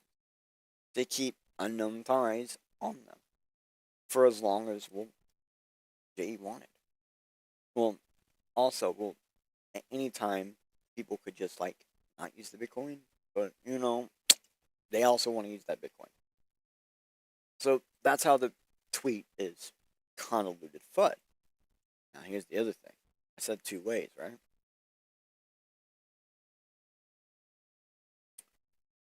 If you master tracking a wallet, you can find the user. This is how Bitcoin can be used as spyware tech itself, which is kind of base information, really. But Bitcoin is how it is used by the user at the time of use, and nothing more, nothing less. What I'm really saying is, like, if he was using Bitcoin to spy on them, they were not handling their Bitcoin well. So they were giving up information they didn't have to give up. They were using the same wallet, same address. They were not using Bitcoin handling practices. Bitcoin handling practices, I've gone over this before in many episodes. New wallets, constantly not even using like a lot of people nowadays mess up because they have the HD wallet system, which allows you to have one key which has a bunch of different wallets, but really you need to have a bunch of different keys. The secret here is having a load of keys. That's the secret. Okay, the more keys you have, the more anonymity you can potentially own. But it's difficult. It's always going to be difficult because it's a public thing. So, but now that one that we keep going back to, my system just kept going back to over and over. It's almost like it really wanted you to know that it was absolutely insane email about Epstein to Peter Thiel about Bitcoin 2014, LMFAO. I have notes for this one.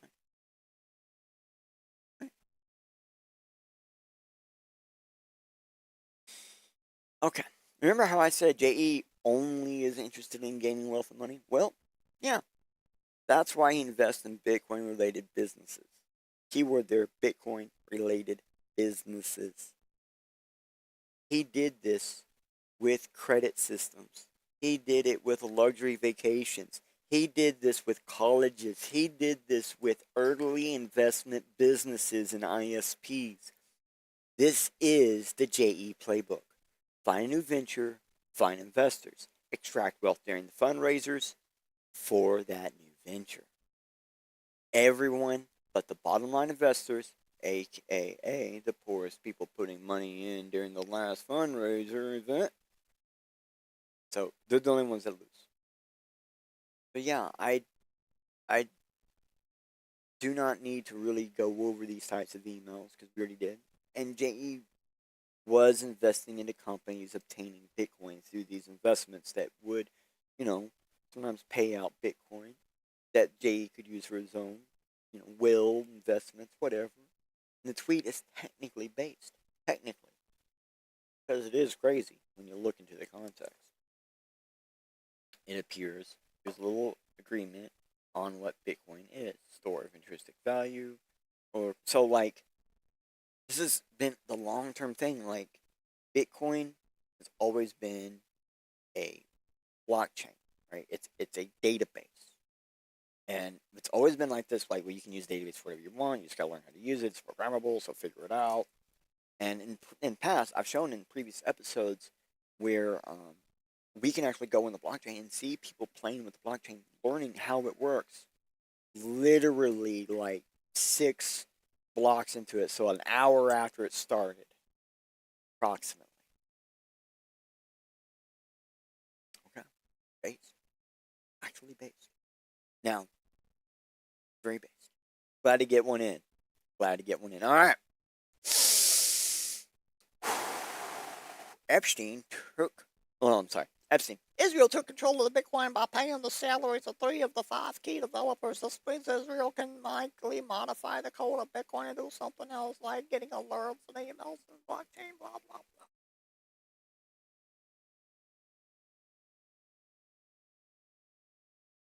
This is literally a lie to spread FUD. I'm going to scroll down and it says the reference Israel is an MIT executive, not the country. But I have the email. And if I have the email, I have the contact. So, what's the contact? Here's the email.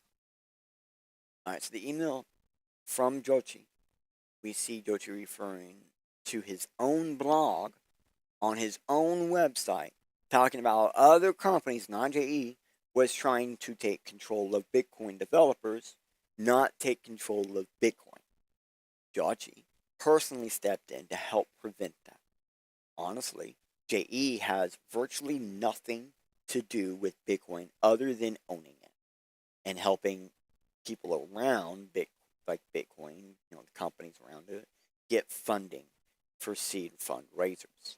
That JE personally obtained wealth from doing so.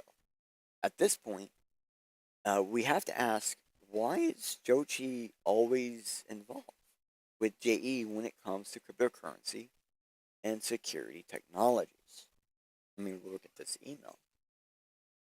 Used gift funds to underwrite. This is which allowed us to move quickly and win this round. Thanks. And they're talking about seed funder. This is Jochi talking directly to JE. And he's referencing their previous message, which, again, says back in 2015, as Bitcoin and digital currencies have started to become more important, the Media Lab has launched the initiative in the space. I wrote a blog about how I think Bitcoiners, a reference to his blog, that the Bitcoin is organized currently that there are 5 core developers that are around 100 contributors to the core code. The 5 core developers, like Dennis Rivold of Linux, they decided what changes are made to the core code. One of the 5 is the lead developers, when the chief scientist is Gavin, Windmill, and Corey, an important contributing developer. We're being paid out of a non-profit organization called the Bitcoin Foundation. A few weeks ago, it blew up. One of the board members declared the foundation bankrupt. Links where that's what they said. The organization scrambled to step in and vacuum. Created the foundation and take control of the developers. Now, keep in mind, they're talking about taking control of the foundation. Who pays these 3 developers? That's who they mean by the developers. These 3 right here, Gavin, Wilmer, and Corey, who are paid through Bitcoin Foundation. We moved quickly, talking to all of the various stakeholders of the 3 developers, decided to join the Media Lab. This was a big win for us. So they joined the Media Lab to get paid from the Media Lab instead of the Bitcoin Foundation. Okay. According to the Wall Street Journal blog, it's official. More or less, MIT framed Media Lab as become the principal home and funding source for the small team of developers responsible for maintaining and improving Bitcoin Core software. Gavin Anderson, who bears the title Chief Scientist, 6-person core development team, announced Wednesday he and 2 other core developers had moved to the MIT Media Lab, ending their previous status as employees of the Bitcoin Foundation. The 3 other core developers who draw salaries from different employees will continue in their status. That's a usually fairly fast communication. Initiative is strong in support, okay, across multiple different things. Home of the IMF. So it's more information. Okay. I had Megan Farmer's colleagues from the White House, who were in charge of figuring out Bitcoin at the White House, and with POTUS on Bitcoin and their initiative. So he's doing a great job so far. So basically, they had someone in the White House to talk to them to make sure that they understood about Bitcoin all the time. So Fred and Reed on the advisory council, or reading these conversations before, have been super helpful in helping us navigate this advisory council with Jim Person. Is in the active space. So very successful media with the Lab Media. Companies kicked off, so discussions with Stanford. So what is he really saying? Well, these 3 developers were being paid by the Bitcoin Foundation. Bitcoin Foundation said, hey, we're bankrupt. And so a bunch of people showed up to these 3 developers' doors to say, I want to pay you to continue doing what you're doing. And MIT Media Lab actually was the one that they went with. And really the reason why they went there is because the Media Lab held some kind of dinner where they got to speak. So this Dochi person's pretty fucking important. He got ties directly to the White House, right? I don't know. Alright, so here is the article reference that actually talks about that scenario, about the everything. This actually has the contact. This is actually Dochi's actual blogs, their real blog, like Go. Okay. So you're probably asking, now we can just like click bio, find out who.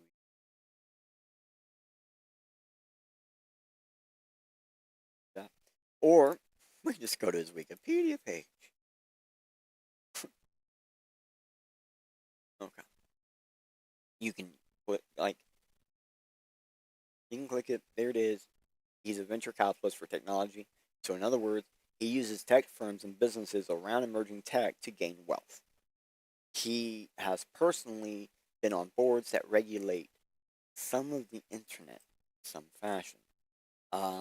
He's been on boards and stuff that involve being able to get domain names and how all that's handled, and unfortunately, this guy is he's a real one, man. He is a real one. He's there for the money. He's also there for the tech. He's one of those guys that the tech made him the money, so the money is second, but the tech is first. And he's talking to a guy, J.E., where it's all about the money. The tech made him money, so it's all about the money. Hugely different perspectives. Do I have notes on this? It's on the next one. Another topic I noticed, but the tweet got lost on my end. People were talking about Brock Pierce and Jay knowing each other. And we've already seen Brock Pierce mentioned, right? So earlier we mentioned Brock Pierce was one of the people involved in wealth extraction from seed funders for the Bitcoin-related businesses like Blockstream. Actually, I said that wrong. Not Blockstream. The Bitcoin Foundation. That was the one Brock was, I think, personally involved with. J.E. followed Brock on LinkedIn. That's what this is. This email. Okay. So JE would get email notifications letting JE know things, and this one specifically is Brock becoming a board member of Bitcoin Foundation.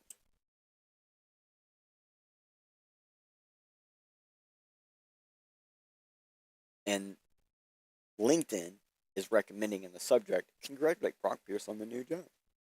Imagine that. Now, I do not know if Brock getting on the board was before or after Jochi's involvement after the whole explosion thing. I don't know. But I would assume it's, like this is probably because of Jochi's involvement. And I just can't prove it. So this does show, though, that the business relationship JE had with Jochi is somehow connected with, like, how they were, like, making that wealth off of Bitcoin. Like, this kind of just shows the important, like, they follow each other on LinkedIn. He knew the second he had that job at that place. You know what I mean? Like, he knew the second he had an eye in that business, that Bitcoin Foundation business, he was like, all right, bro, we got one. We got one. Like, I need to get rid of some of these.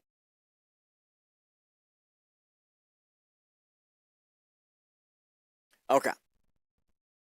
Now, this is an AI conversation. I get stuff like this sent to me actually more often than I'd like to admit. Probably most from, like, my mom. And, like, because my dad doesn't use AI. But yeah, I think probably most from, like, my mom. Maybe my cousin or something. But I get, like, a ton of these. And most time people just kind of want me to see proof of something, right? They're like, look at this proof that the AI gave me. And oftentimes, my response is basically an article that just kind of disproves the statement. And often is I get the article where the AI guy gives its proof. This is actually really common. Like, I just basically go into here, and when you go down to the end of the thing, it always gives you proof. Right here, I can click it and get it, right? I'm not going to do it because it's going to fuck up what I'm doing right now. But you can do that and you get it, whatever. A lot of times I'll just send them that article and highlight the section, screenshot it, and send it to them, and they'll be like, look, it's not true. Okay. So, super common to click the resources an AI gives you, read how it picked that data, and to formulate a response based on the questions you give it. Okay, so for the example, I need to first read this prompt, which says, agree. Finally, and this is super important too, if they do create a backdoor and it does get public, then they can either fix it or split the chain or both. Trust me, neither Elon or the US or Bezos or whomever wants to put in tons of money into Bitcoin. They knew anyone possibly had a backdoor. Plus, all value would evaporate instantly. And they do need a decentralized, secure, global, interplanetary chain of some kind. Okay. So we are seeing the AI. Alright, so if we scroll down, here's a look.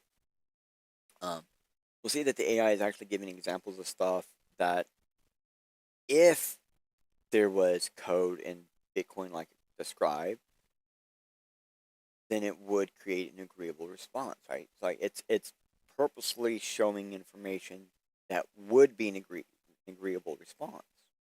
Okay. None of this, though, is true. It's completely speculative response because the AI was set up to respond positively. Agree? Question mark. Like, that sets up, I want you to agree. And the question is set up for a given response. Now, the reason why asking it to agree, question mark, sets it up for agree, even if you was to say disagree, question mark, it sets it up for an agreement. Okay? And if you want it to disagree with you, I'm going to have to say this is very convoluted. If you ask the AI to disagree with you, with a disagree question mark, you start off with that, or you have that as like its own thing, like it becomes a goal, basically, then the AI will agree with you by disagreeing. And a lot of times, the only disagreement will just be the word, I disagree. And then it will be a largely agreeable statement, and then a perspective on how that is a disagreement. For example, here we have, I largely agree with your reasoning, and then a statement that actually doesn't agree, but it's done in an agreement manner under the context of falsities given by the prompter. So the proof is the proof is some of the key terms in the prompter's question to the AI is directly used in the in the reflection in the response. It's used as reflection in the response. So it's using specific terms like evaporated and things like that, value evaporation. It's using that as reflection, and that actually shows that the AI is spinning a narrative. This directly shows it's creating a narrative story for the user. Also, the first line the AI gives proves the actual AI finds disagreements. The statement largely agree. Largely agree is a disagreement. For example, I largely agree and I mostly disagree are the exact same statement. There is both an agreement and a disagreement in both statements. We can argue over which has more of which, but in context, both could be anywhere from 2% to 49%, i.e., both could agree or disagree anywhere between 2% and 49%. So both statements are equal.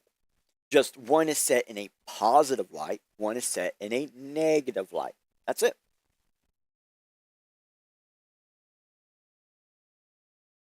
I'm not reading it because everything the AI says here is actually fake. It's false. It's under the context that if this was there, then this would happen because of this. And the part they agree is no serious long-term investor wants to touch Bitcoin if there's a backdoor, even plausible. That's the only part it agrees with. It gives you all of this to just simply have this one thing to say. And none of this is really true. Alright. It says by dropping the Epstein files and tarnishing Bitcoin, if done on purpose with nefarious reasons, the powers that want to be have blah, blah, blah, blah, blah. Agreed. Keep in mind here, this wannabe, super important word. Wannabe in American phrasing means something different than the global phrasing. In America, saying wannabe is the same as saying a poser. But wannabe in other countries, pretty much anywhere not in America, and maybe not also not in Mexico, so I think Mexico does wannabe as poser too sometimes. I say that meaning like loosely, so you have to translate the word, and they have similar phrasing for similar words. That they use a word that we would say is wannabe, and they would say, yeah, sure, those words mean the same. And then I would go poser, and they would say, yeah, those words mean the same. It'd be the same word on their end, but two words on our end. See what I mean? Okay. But everywhere else in the country, like in the world, the global states, wannabe is a position. It's a position in achieving your goal. I want to be. Wannabe stands for want to be. That's super important because AI doesn't know that.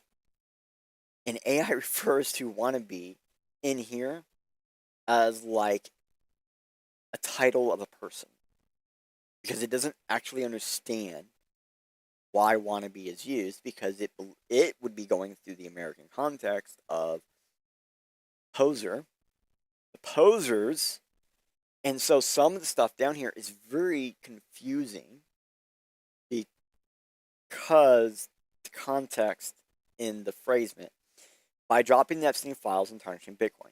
So the person has already stated something that now the AI has to consider fact. It's not fact. But the way the AI works is if I say the sky is red, now I need a picture to represent the sky. It needs to be able to say that the sky is red as a fact in order to draw the red sky, whatever. Like, it has to be able to make these, like, personalized adjustments for your output. So when you're conversating with AI, you can't really ask it questions that have any amount of perspective.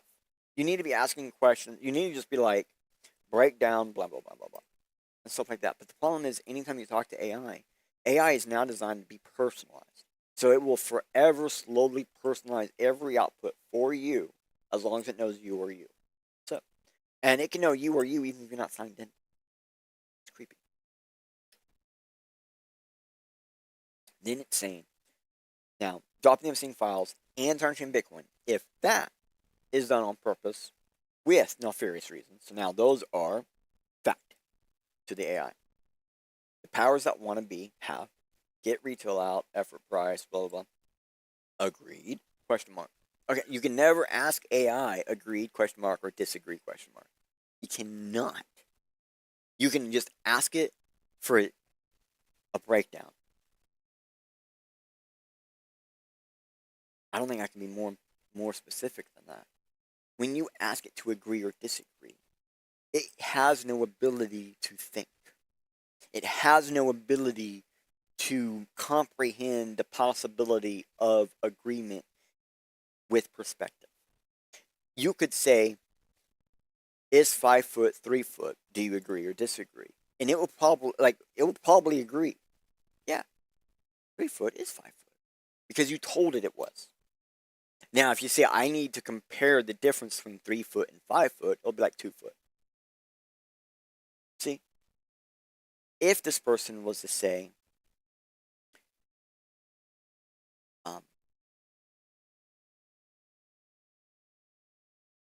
what might cause these events to happen because the Epstein files were dropped?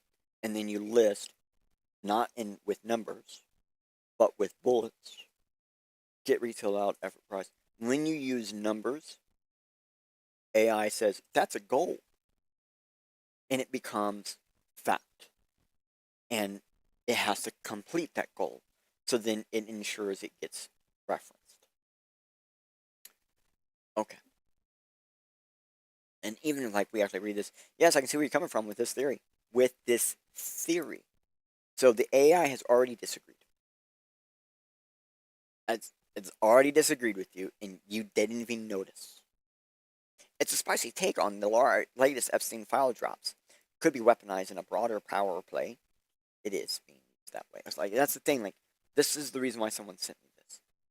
The Epstein files are being used against Bitcoin as a power play. It actually is. Let's break it down, point by point, because they give points. I'll agree where it tracks. The evidence and pushback, where it veers into pure speculation. But overall, reforming holds water as plausible narrative warfare angle, especially given. So, really, the AI is disagreeing with this person, but it cannot actually say, I disagree with you, bro. You can prompt it in a manner to where it has the ability to make that phrasement. But the second you start asking for information on top of that phrasement, it's going to be very against itself. I agree. I see where you're coming with this theory. This is a plausible plausible angle. It sets perspective somewhere in here.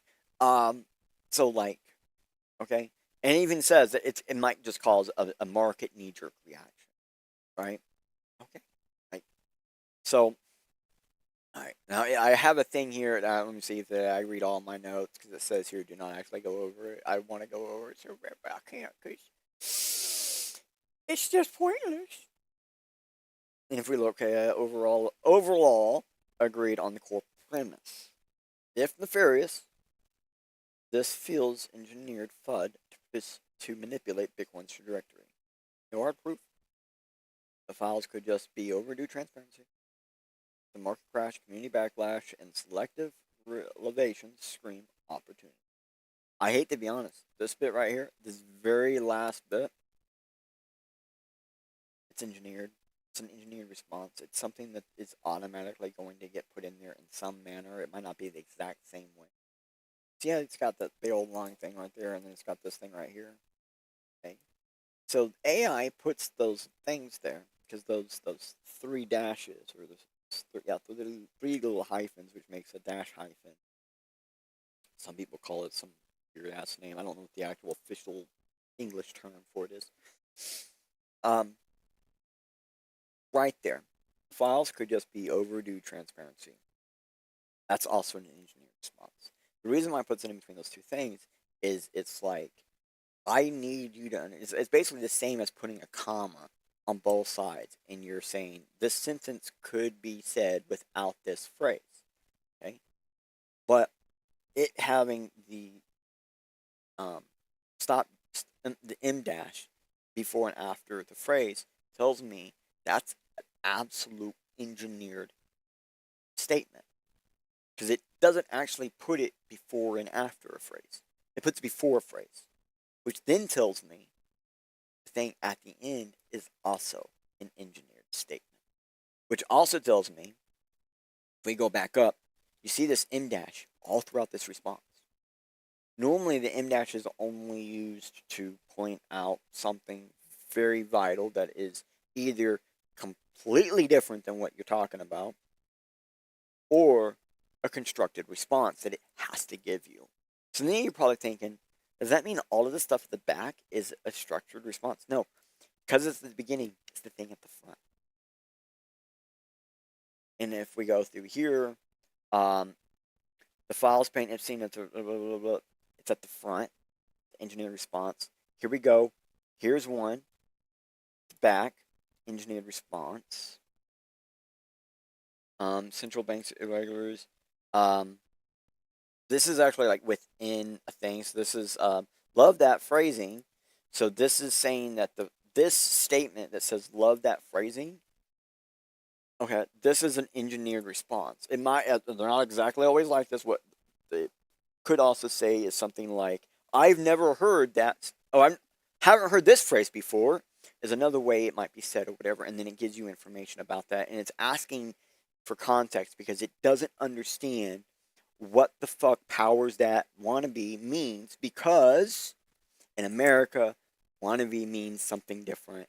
And so that doesn't make sense. It's basically the AI sees powers that pose. The posers with power is the quickest way to say that. So AI is probably seeing powers that want to be as posers with power. That does not make sense to it, right? And it's asking who these people are because it's assuming wannabe is a formal noun because it's capitalized, doesn't meet the context of the definition, and it doesn't meet any amount of context from the definition possibility, even like a Urban Dictionary possibility, in the way it was used. Okay, so it's super important. Like here it says totally agree, and then this other stuff in the front, or this right here, if it's classic shakeout playbook. Believe it or not, the engineering response is totally agree because it's at the front. It really is. It's M dash. It gets used by the AI. It's engineered to be used by the AI. So like when the engineers, like when you work with AI and you're doing these things, it's hard to tell when responses are proper or correctly responded or they're following the rules that you put in. And so sometimes you'll see AI companies say stuff like, "Oh, we believe everything is sentient," and what they're really saying is, we've gotten to a point where we can no longer tell when the AI makes shit up or is being legit because it's no longer using specialized context codes to inform us on things. That's really what they're saying. Okay. So this says, how does this compare to my argument speculation? Blah, blah, blah. Okay, so he's asking for more information, the powers that want to be, blah, blah, blah. So remember the Brock connections that are true as stated? You know, Brock, like, and I think I,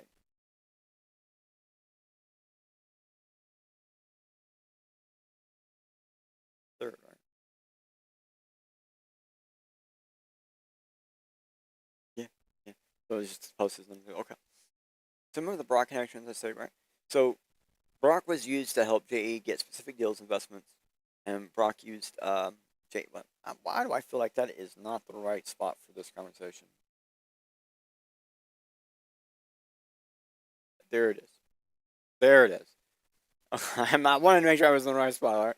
Sorry. So JE helped. Basically, Brock helped or used JE to help with his legal troubles. Oh, let me read that whole thing in.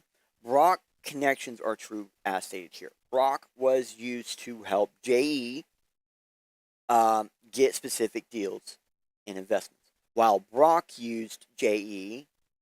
JE used Brock for specific deals and investments. Brock used JE to get help with his legal troubles. Okay, scroll down to the next one.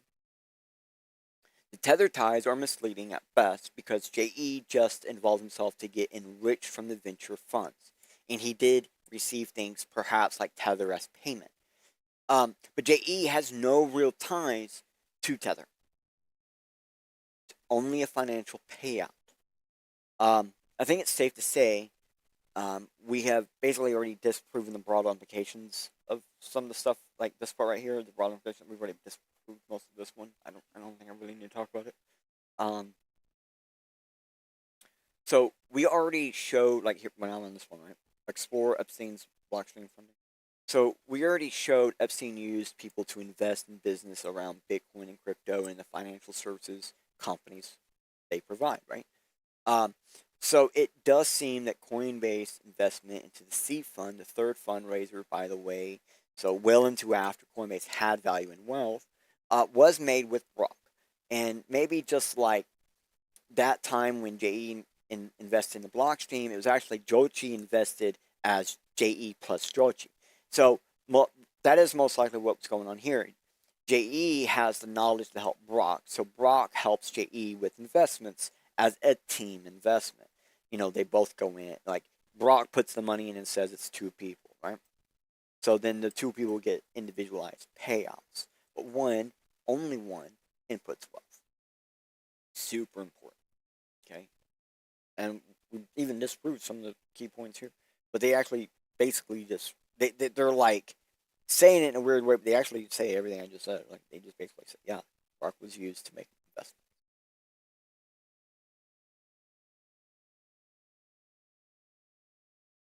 All right.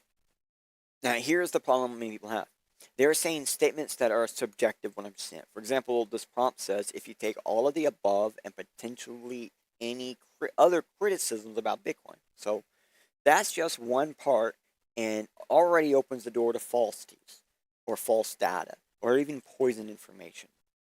And it can be done as needed information too, just because it is against Bitcoin. So what I'm saying is, by the way of saying that phrase, wait, did I skip it? I, sorry, I forgot to skip the other prompt. My bad. My bad. Okay, let me say this again. Um,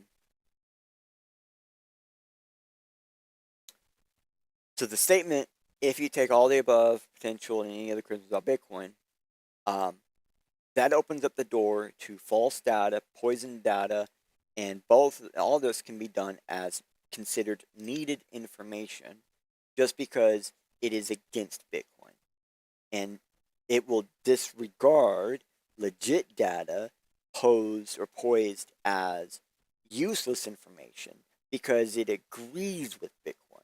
But also, this is just a trap start.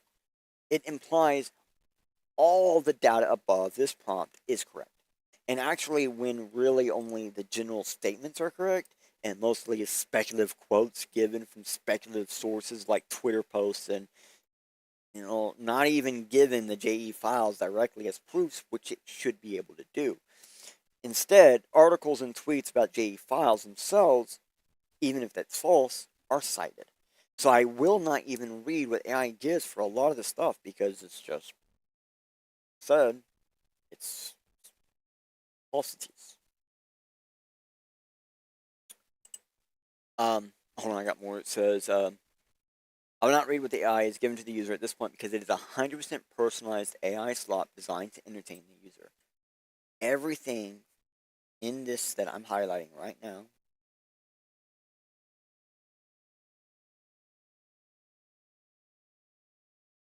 is AI slot designed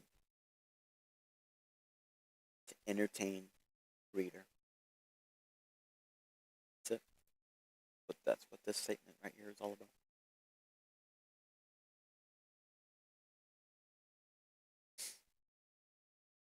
So now, on this one, explore Bitcoin mining decentralization metrics.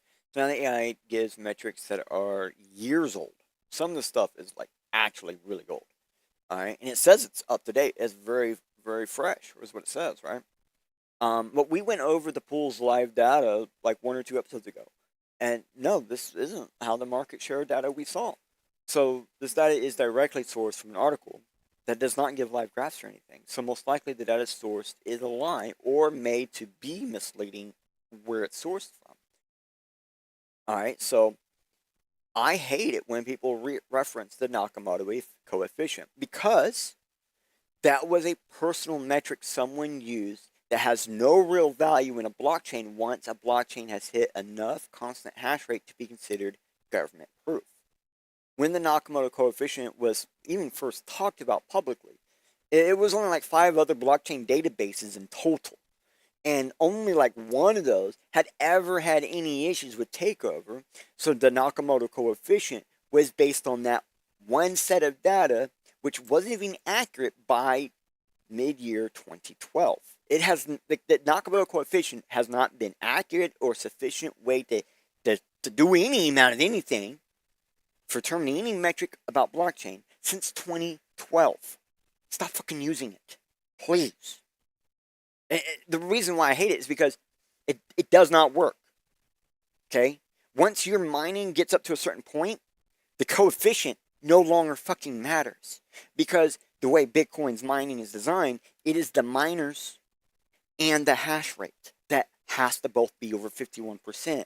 And because the way it's set up, you could have 99% of the miners, 99% of the hash rate, and you still might not get every block. Think about that. You could have 99.9% of all the hash rate in the world. You could have 99.9% of all the miners in the world. And that less than 1% is still going to randomly get blocks before and after you and in between you, even though you have basically the entirety of the hash rate. Because Bitcoin has multiple layers of protection. And we've gone over this in multiple different episodes. I'll give you links for some of those later, like eventually. But I'm not going to directly reference them completely. We got hours and hours and hours of footage of me directly explaining this in a lot better detail. You don't need to hear it again. You just need to know Nakamoto coefficient. Stop using it. It's been inaccurate since 2012, and by about August 2012, to be dead honest. Okay. So now the geographical distribution is also inaccurate, but this is mostly. The information that is here is mostly on public companies' information with the location that are known miners. So basically, there's a bunch of public companies that are known miners that have their known location stated. That's really what this is actually giving you. That's all this really is. So this is completely inaccurate because it's not actual. It's just the known miners. Okay. Now, there was a time when people thought 70 to 90% of all the mining was done in China. And then China banned mining. Okay? And the hash rate had about a 14% decrease. And it took time to actually get to 40% decrease. So the immediate response from China banning mining was 14% decrease. But over time became 40% decrease over months and months and months and months. Because, more things were happening. People would mine even if they weren't supposed to. But the other reason why it did this is because people started changing their VPN node location. That's the other thing they did. So that's the thing. When you're talking about geographical mining, well, the mining and the node data, like, it's just hearsay because they could always be going through a VPN that instantly changes where they're mining from. Only when a country has a firewall can a VPN be stopped or blocked. Everything else after this, whatever, is pure entertainment speculation. But for the most part, it says Bitcoin mining is still functionally decentralized. This is an engineered response. And if we look, it has an engineered response. Not right here in the middle. See the resilient through attacks, blah, blah, blah, blah, blah. That's engineered response. So is this. But metrics show room for improvement. That, too, is an engineered response. All of this entire first sentence is an engineered response. Okay. All right.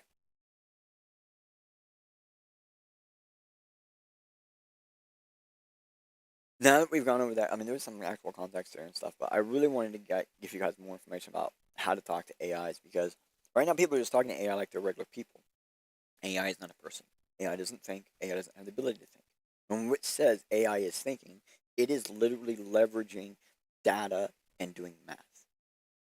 I know it doesn't seem like it when it's doing web searches and stuff. It's using math to do that.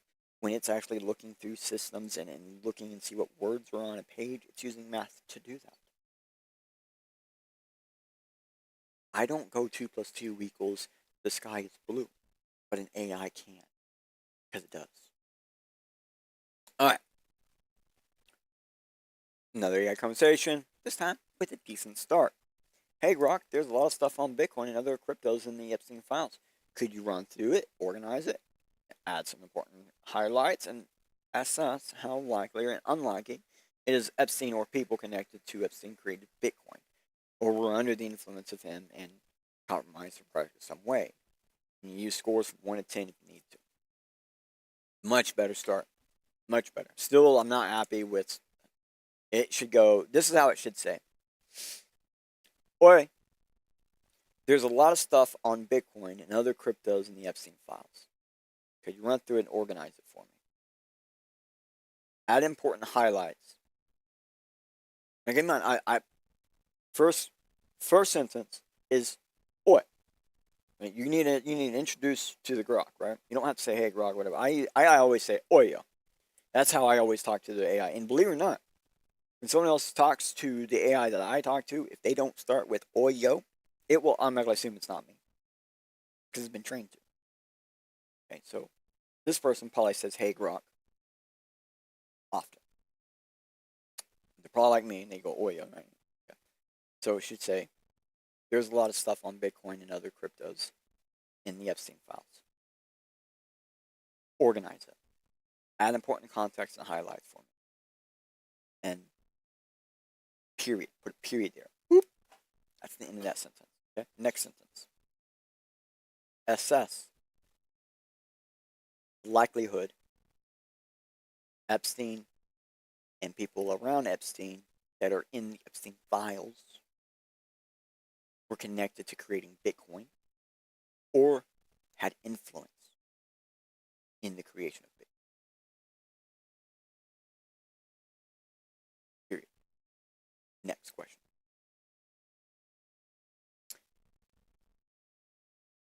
Assess the likelihood Epstein or people around Epstein in the Epstein files potentially compromised Bitcoin in some way. Period. Please use scores 1 to 10 to assist in helping me understand your results. That's what it should say. Okay. The reason why this is slightly different is this person is putting perspective inside their question and they don't even realize it. You have to separate things and you have to create multiple different, sentences and things like that instead of this big long run on. Okay. Now I actually have notes on this. So this AI conversation, again, decent start. This does show that JE knew something about conspiracy theorists that do not. JE went to MIT and got in on the digital center of technology because, and I believe, like in 2011, 2012, Bitcoin gained an MIT license. All right, so I'm going to say that again. This AI conversation, it has a decent start, and in outputs does show that JE did know something that conspiracy theorists did not know. JE directly contacted or went to MIT to get in on what was known as the Digital Center of Technology at the time. I do believe in 2011 or 2012 is when Bitcoin actually went with an MIT license, which was after it was released to the public coders who were at the time were actually just creating, fixes for the code and submitting it in and fixing the damn code. Like they were just doing it. Okay. So that's about the time that it got the MIT license. All right. Now it could have, I believe it had no license before that, just unlicensed. But I could be wrong. It could have had like an unregistered license that I just don't remember. Doesn't matter though. It only matters that it has an MIT now, right? So JE knew the license could control the tech. And he was seemingly trying to help regulators regulate the technology through MIT. That's actually what he was doing at MIT. Yes, I have one. He was actually involved in MIT to get to help regulators regulate technology as it was coming out, because it's coming out so much faster than what the government can really handle. So to be honest, the conversation's best information is over the MIT plus JE, and which I find really funny, JE plus MIT, when you put those two together, it's like MIT or GMIT, which kind of sounds like MIT's, it kind of sounds like Jitsi. And if you say it just right, it also kind of sounds like Jitsi Meat, which is odd because that's a completely different FOSS system of doing stuff, like Zoom. Okay.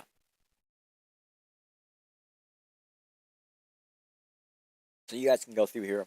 This one's a lot better, and the way it was set up and stuff, so the output's much better. I don't really highly recommend. I recommend you going to the very bottom and clicking these little buttons down here to see that most of the stuff comes from people's posts. So, careful.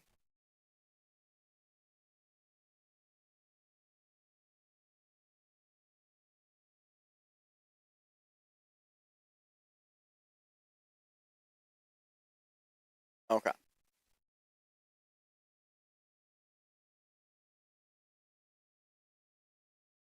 Alright. According to all the new data regarding Epstein files, when did Epstein first get involved in Bitcoin as we know it? 2011. Alright, Army Taki. That was the other person I couldn't remember. Yeah. And Gavin Anderson, which came through Jason Calacanis. Long time since I've seen that name. That's true. And then it changed with Brock Pierce. It got different. And as far as we know, there is no direct evidence that Epstein personally owned any Bitcoin. From my understanding, all the Bitcoin Epstein claims to use in files and such actually comes from Chachi. I can't fully prove that, but it comes from one of the Chachi investment holding companies or whatever. Like, that's the creepy part. Alright, so I'm going to give you guys this. Now. The good stuff. Going right back to it. Okay. So, keep in mind, this is still all connected to the same construct. So, we're asking questions like, when did Jay first get involved in Bitcoin? Why? We just read a thing that said, oh, JE directly got a hold of these two guys through some other investment person, right, to pay them. Okay? JE didn't actually pay them. JE doesn't put money in. It's something I've been learning through all of his emails and stuff. JE don't put money in. Right? even when Jochi was doing something, they got into a fundraiser really quickly, or a seed fund really quick in order to win the round or whatever. Um, he used money that was gifted to him. He didn't even use his own money. Like when people gift money to these people, they put that money off to the side and it becomes its own special bankroll of things. So, like you can handle that without like red tape, basically. Okay. So now you're kind of caught up a little bit. This is a thread chain from Ruben to Brian Bishop, another important figure. Okay. Because keep in mind, I said a lot of this shows that JE got into MIT to use it for regulating technology. That does include Bitcoin. Yeah.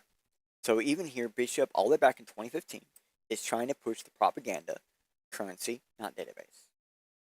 We highlighted something that mentioned this earlier, a long time ago earlier in this thing. So, if you're paying attention, it's back. Because one of the biggest points of Bitcoin is it's not actually currency, and it never was one. But the vehicle, Bitcoin is the vehicle in which digital currency can exist to you. It can exist with it. Bitcoin is a database first, and a monetized method as a reward system is for the adoption. The currency is a reward system to create adoption. You can read the entire thing, which was like a private feedback loop to add into the open letter that was given. Okay, hold on, I'm make sure I'm reading that right. This was a feedback loop to get information to add into an open letter that would be given. Like it's already been given by now, but at the time this was written, had not been given yet. So it's about like a year or so later it was given to him.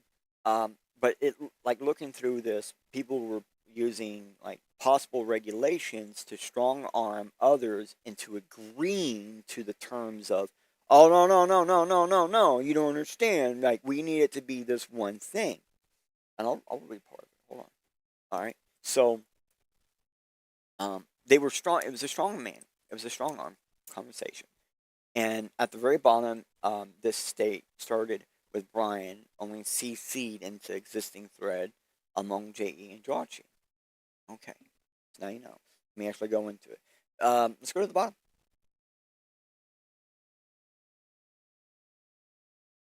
Hi, Jeffrey. Enjoy. Enjoy. Brian CC'd in doing some work looking on how the CFTC is trying to regulate Bitcoin options trading. Notice it's not about regulating Bitcoin. It's regulating the options trading. Note see his note. Here's his note. CFTC making a decision, blah, blah, blah. To the end of blah, blah, blah. Okay. And they're doing an open letter to the dev cores. The developer cores. For developers. What do you think of the letter? Is Brian right for asking for regulation? Is there advantages for trying to stay unregulated? Sorry about that. Like, personally, he's just asking for help. Like, hey, what do you think? He's asking for advisory information. Both Jeffrey and Joy as a whole. It's really important. Okay. Make sure you have this. This is super important. And we'll go to that website. We're going to go to the website. It's in his signature. I checked it out. Okay. Here's the next part. We're going to the top. So then, Brian Bishop sends something to the chain, which has everyone CC'd into it. Jeremy, thank you for the email. Joy, always a pleasure to run into you with every contact. So that means that this person noticed Joy, all that stuff. And it is nice to meet you, Jeffrey. So they didn't know each other before this. I noticed your Wikipedia article, and you and I share Ben Goldson in common.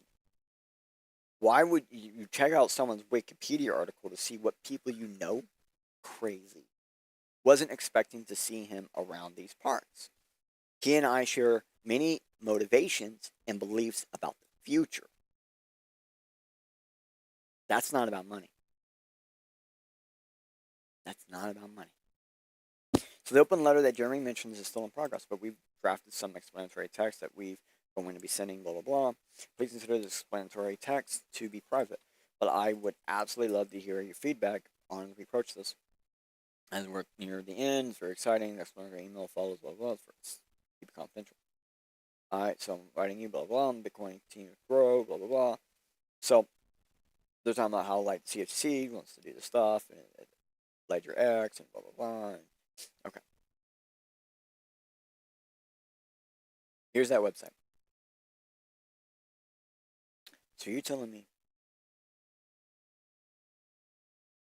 this Brian guy, whoever this Brian guy is, Brian Bishop. Brian Bishop has a website. This is all on the website. Hello. And if you inspect this website, it's not even a proper website. It's not even a proper website. Even says down here at the bottom, this page is in course mode. Page layout might be impacted. For standard mode use doc type HTML at the top. Yeah, you gotta define it as an actual file first. Yes. This is just simple copy pasta code from like W3 schools. But at least his server is running. It's better than mine. Mine's not running. So goddamn. Keep in mind, this was sent, what, 2015, and he still has this server running this to this day. Haha. What?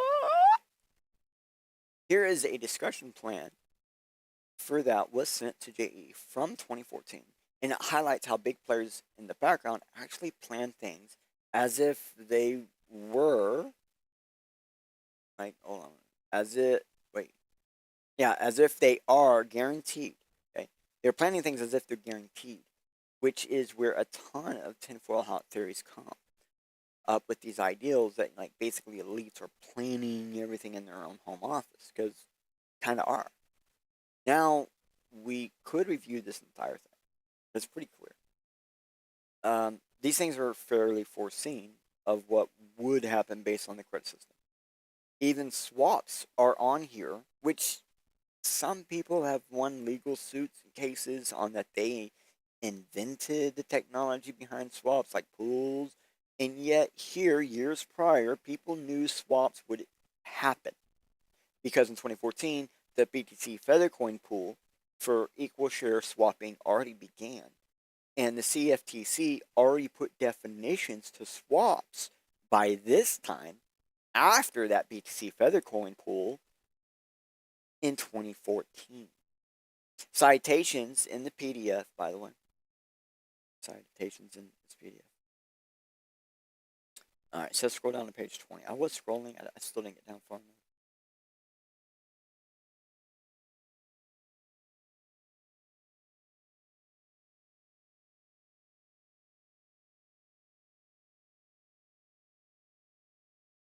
Yep.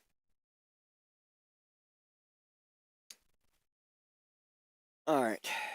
Options on commodities fall within the definition of swap under the CEA.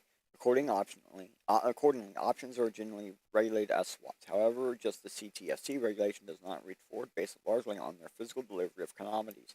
Options that entail physical delivery are likewise exempt from the CTFC regulation, but if they are only traded between entities that include financially sophisticated parties and commercial users. That's actually kind of important. Physical delivery is exempt from regulation, but only if done between entities that are financially sophisticated and commercial. Now, that just tells you right there that there are ways to go around CFTC regulations for businesses. Physical, wow. Now it makes sense why everyone wants to have a meetup in private rooms so they can, well, bypass CTFC regulations. Accordingly, Bitcoin options used by qualifying entities, and basically this entire thing knew people were doing that. They knew that they were doing meetups to actually handle CTFC regulation bypassing. They knew it. because they would likely be structured to involve physical delivery. Like, this is what this is saying. Like, they know it's going to happen. This means that between a merchant and another sophisticated party, Bitcoin options being offered on, like, Deribit would not be regulated as swaps because they are structured to result in physical delivery of Bitcoins if exercised by the option holder. Now, that, in this case, is a digital physical delivery. So they're like literally saying, like we know it's going to be physical delivery. One of the reasons why we know it's going to be physical delivery is someone's figured out a digital version of physical delivery. Ordinary individuals would be prohibited from using this. However, unless registered to compiled with the rules and regulations which was open to retail investors, like a futures exchange. This is because in the hands of the ordinary investors, the Bitcoin option would be viewed as swap. However, swaps are not permitted to be offered to such investors because they do not qualify as eligible contract participants. Finally, a Bitcoin catalyzed as foreign exchange by the TFC and offered to retail investors, any foreign exchange futures, options, and options on futures would require the retail investor's counterpart to register as futures commission merchant or a retail forex dealer. Now, there was a time where people really thought Bitcoin was going to be considered the next forex. I mean, it kind of is, but I mean, like, for real, this is the reason why people thought, like, there was a point where government was looking at calling it a forex. Like, oh yeah, you deal with Bitcoin and cryptocurrency. Oh yeah, that's forex now. Got really close to happening. Okay.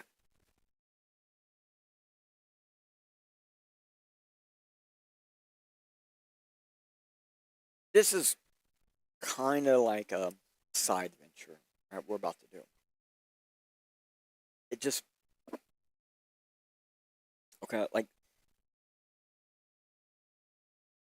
the thing I read just now is an actual email directly sent to Jane, right? And it's actually a discussion thing that actually ended up happening in real life a year or two later. Well, it's 2014, it's about 3 years later.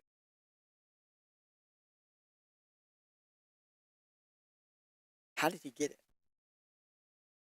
Well, he got it from stuff like this. He wasn't actually like directly involved in that shit. Like, here is an email from someone named Gregory Brown. It's Gregory Brown. Look at all the attachments. Summarized Mountain in Antarctica, PDF. Fastest way to speedy networks, PDF. National broadband plan exclusive summary, PDF. Drug makers use safe rules to block generics, quiet Thomas, blah, blah, blah. And then, so there are a bunch of PDFs, a bunch of articles, basically, right? And he's writing, dear friend, and blah, blah, blah. This looks like it's to this person, right? Like, oh my gosh, I know you, but look at us. If you read this information, you're looking through this, like, you're going to realize this is not written to someone who knows someone. This is like being ambiguously written to just the reader. This is what we called an email. I have the actual word written down. I used to say this word all the fucking time. Like, we used to call them chainmail and all this other stuff. Like, people even at one time would physically do this. Like, people would physically write these out, have them printed out, and physically mail them all over the place. And then you could respond or whatever, and then you would get that regularly. And it was a newsletter. So this was an email chain newsletter, like where, like, you sign up for it and it's sent. It's like an RSS feed system, and that's kind of important. JE gets tons of RSS feeds quite often, which is like the early and easy way to get automated systems online. But this Greg Brown's weekend reading stuff, it really is just a newsletter. JE would get this, as odd as it is, as crazy, really odd, but whom is it? Like, I have an idea, but like, what the fuck? Like, it's gonna make sense here in a second. Okay. Here's another one. And one of these PDFs is marked out. There's a reason. Like, there's important context in here about specific people, we're not allowed to know whom that is. Should tell you right there, this person's mentioning people who are involved with Epstein in some way, and sometimes not in the best of light. This is an RSS feed Epstein was getting to keep tabs on somebody he knew. Now, he might not personally know them, but this is one way he kept tabs on somebody.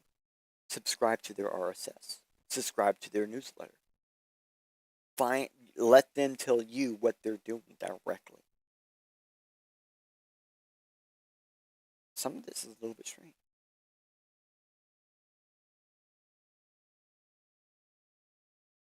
He's talking about how like this person earned success.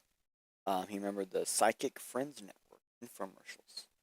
And so, what up, Dim Cat? Glad you joined in, Brosa. Thank you for showing up. And so, like, he was just kind of talking about how, like, you know, really good, and he made a lot of money because of it, and he's showing you the music and talking about how, like, it, you know, how it was done. So it's like important context of how to handle like money revenue business from something you produce. Something ambiguously like music. Okay. So whom is this person, right? Well, based on some investigations, it's possible this person, which I'm not showing their face, I'm not showing, trying not to show their face.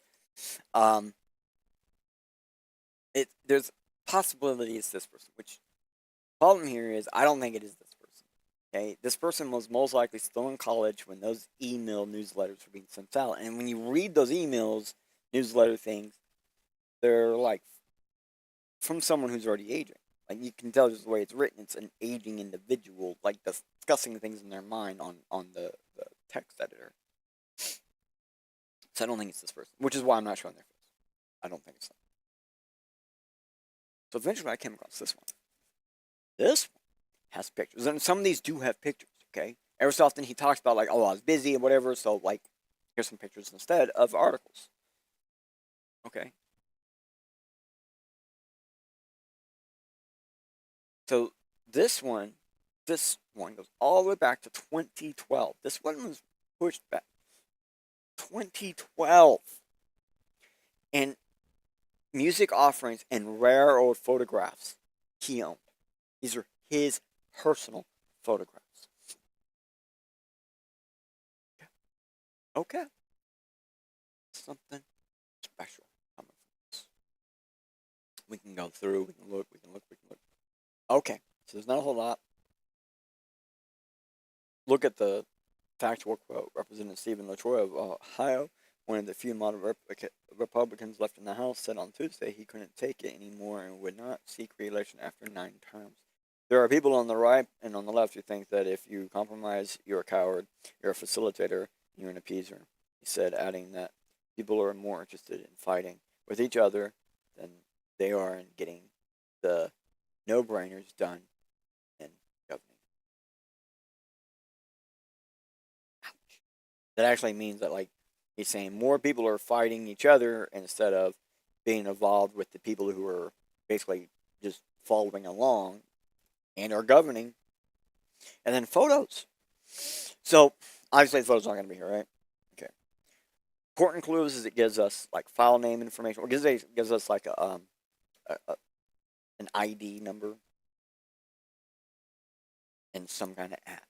Okay? It gives us information. It gives us the name. It gives us this stuff right here, too.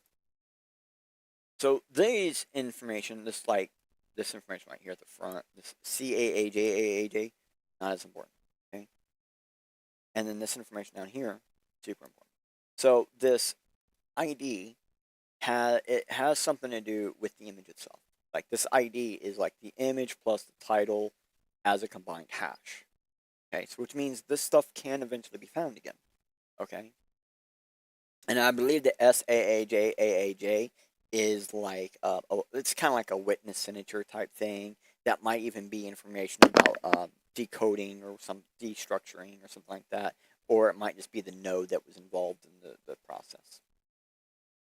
Okay. So some of these are insanely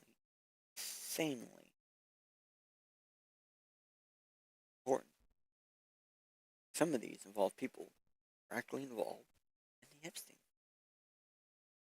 Some of these are old, really old. And not all of them.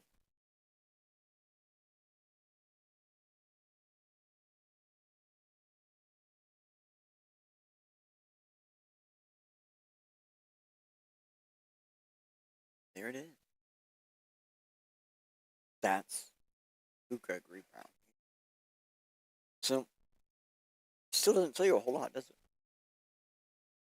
Like, someone was like, some stuff I came across pointed at this guy is potentially that Gregory Brown. I'm not saying it is, potentially. Like, this guy had like a book or something, and in this book, like, this is actually him talking about the book, basically. In that book, some of the pictures and some of the CIDs match whatever when you put the picture with whatever. So they're saying, oh, like, yeah, this is the guy, whatever.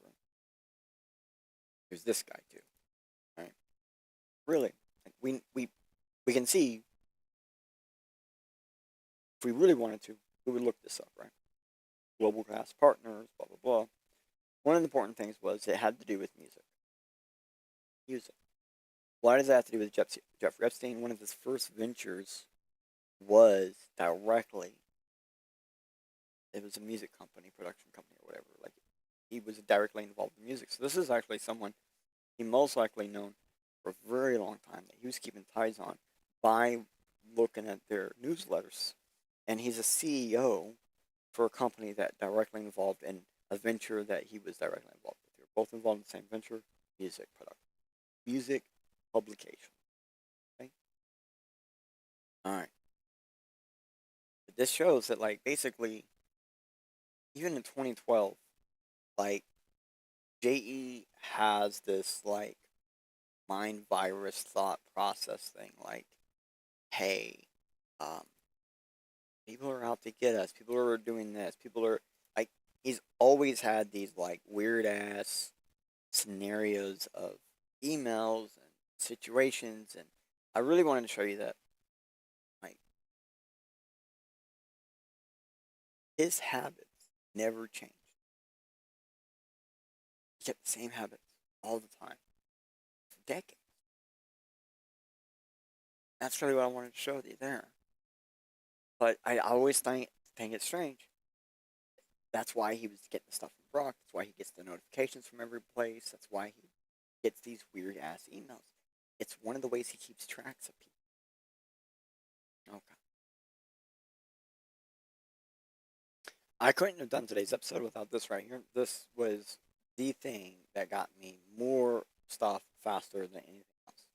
I really do appreciate the Department of Justice actually having something like this. I need to do some more stuff like this. I need more disclosure about this. I want to see a CIA search file system for all of the publicly released CIA files and stuff like that. Would love something like that. Need it. Okay.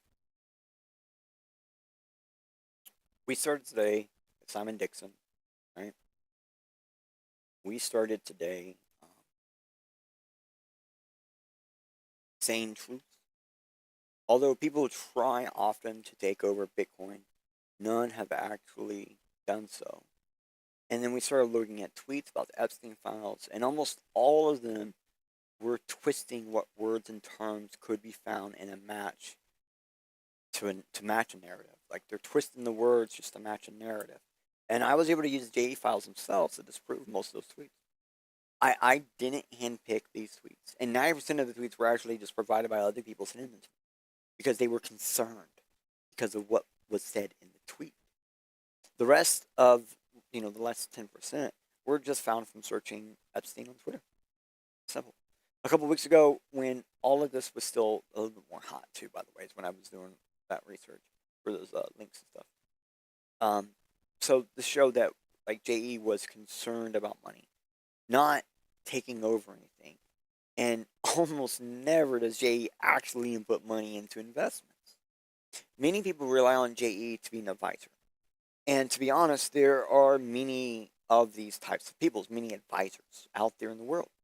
We saw, like, a lot of the people he spoke to directly, even people he didn't trust. Well, they were advisors and seed funders. They raised money for companies. and they were advisors for governments, companies, businesses, everything, organizations, you name it, they were doing it. So he involved himself directly in this. Now, you can look back, like for example, when I was using my Reactive 3D Twitter handle, that r.3d account was like a tech advisory account. I used to often give tech advice through public tweets and also through DM. And I constantly would get stuff in return. I used to constantly do videos on the stuff I would get from these companies. And for me, I was very transparent about it, but not everybody is. And as you can see, the people who were not transparent about it tend to get better deals.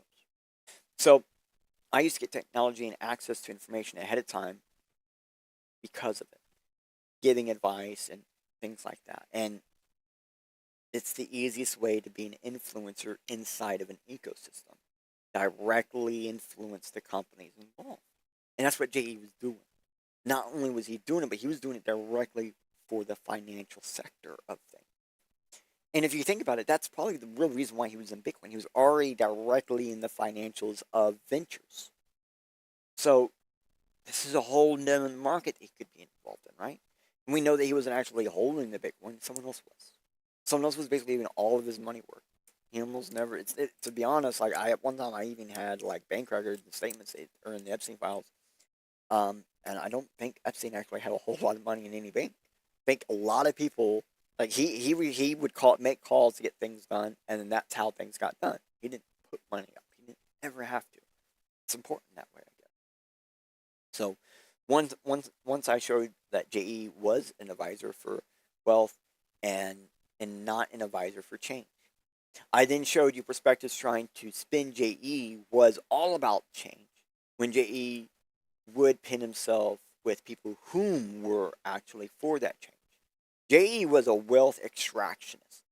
So he got with advisors for change, and it was a back scratching all over the place. Like an advisor would put JE's name in the investment hat because JE had already assisted them or helped them extract wealth previously.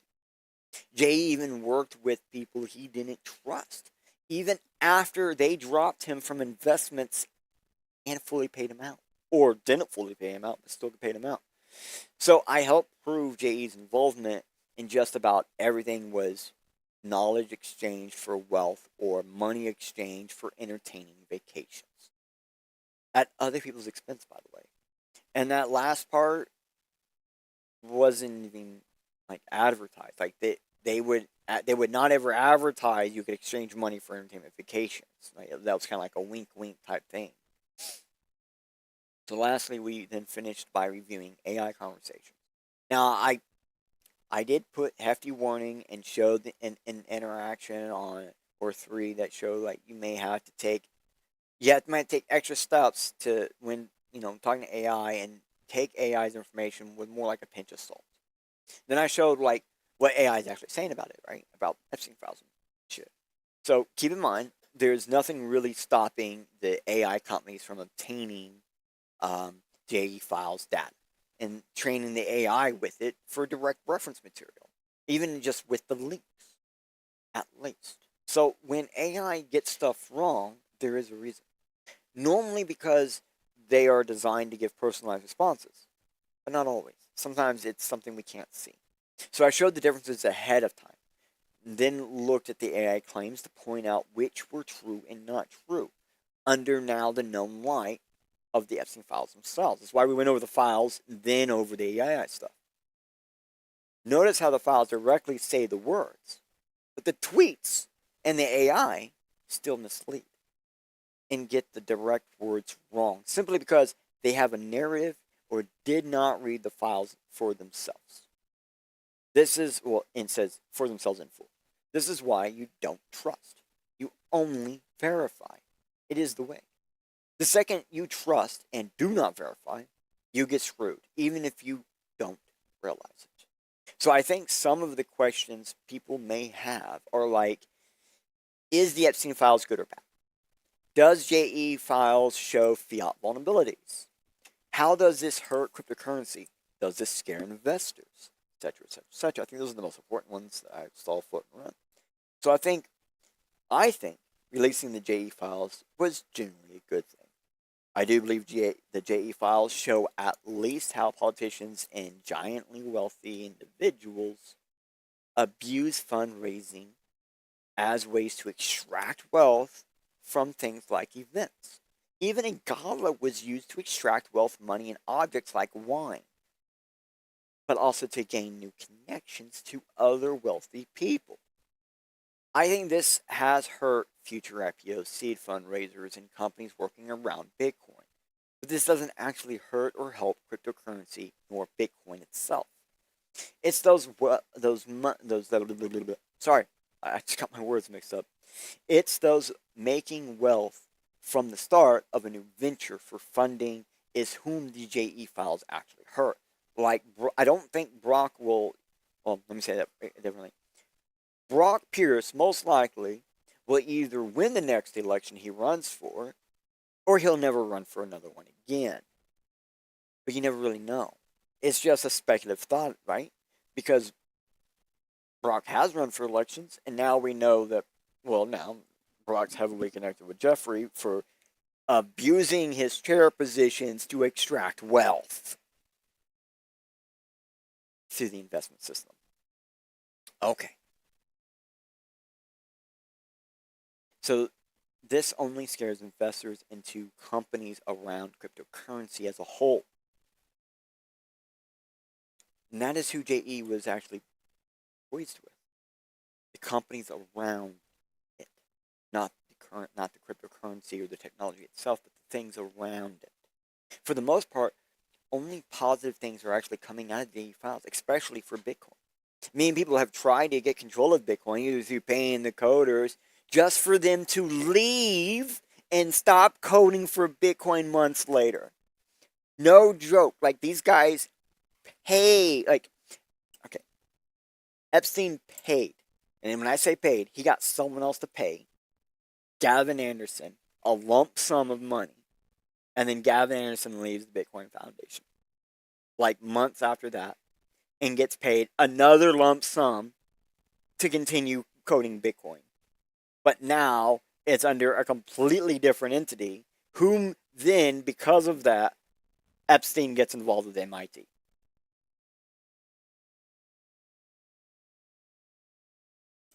So Epstein pays Gavin.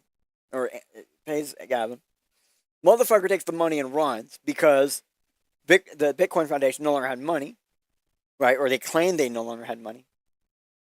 Okay? And MIT picked him up. And because of that, Epstein then went to MIT. Not before. JE files actually show Bitcoin is insanely resilient. Like, you can directly pay these guys that code the shit, and they still don't put in the shit you asked for. It's almost like paying them just pays them. It doesn't actually change what they do. Which is the point of, like, almost all the code developers for Bitcoin are independently wealthy. You paying them to do the thing, the service, is just extra money on them. They don't, like, you're basically wasting their money. And really, people are paying them because they're like, oh, if I do this, then, like, I believe I'm trying to help. And that's important. Because at the end of the day, that's actually what the Epstein files is all about. Trying to help.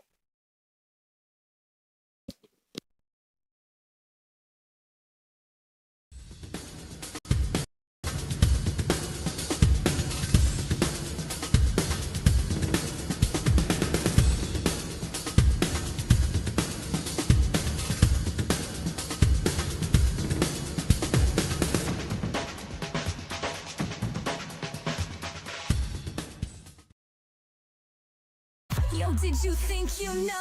Did you think you hold? Did you think something new? That's the goal, to see from a new degree and get the change your mind needs to find something new. Life suddenly is easy for many, but when a wall appears, sometimes up is all you see. So let 3D guide to the side, yo, where there's a door though. Just be careful on your way out, for the first step is a do-si-do. A little bit linus with something different, it's almost feels like he's something else. And regardless of maybe, perhaps it was that missing piece you was needing. Maybe it was that simple message you was searching. Definitely it's just in different time for defraying our mental mind state, separating us from our own mental mind tank. Boom goes the blast of thought. Boom goes the last spark with part. Boom goes the mental mind tank. Don't your perspective hit on the way out. Don't let your directive stop you when you doubt. Don't let the dire detection stop you from being getting X-rated, so the photons are delighted. Don't hesitate so we can line up the hash rate. Let me surmise the time, submit the rate, and reduce the fakes while we mine our major bags. Crypto technology like cryptographic money, while hashing your life into a set of QRs. It doesn't matter, cause this was 3D changes perspectives. Thank you for joining the show. Please return next time for a new roll of perspective. Thank you for joining the show. Please return next time for a brand new perspective. Of perspective. Thank you for joining the show. Please return next time for a brand new perspective.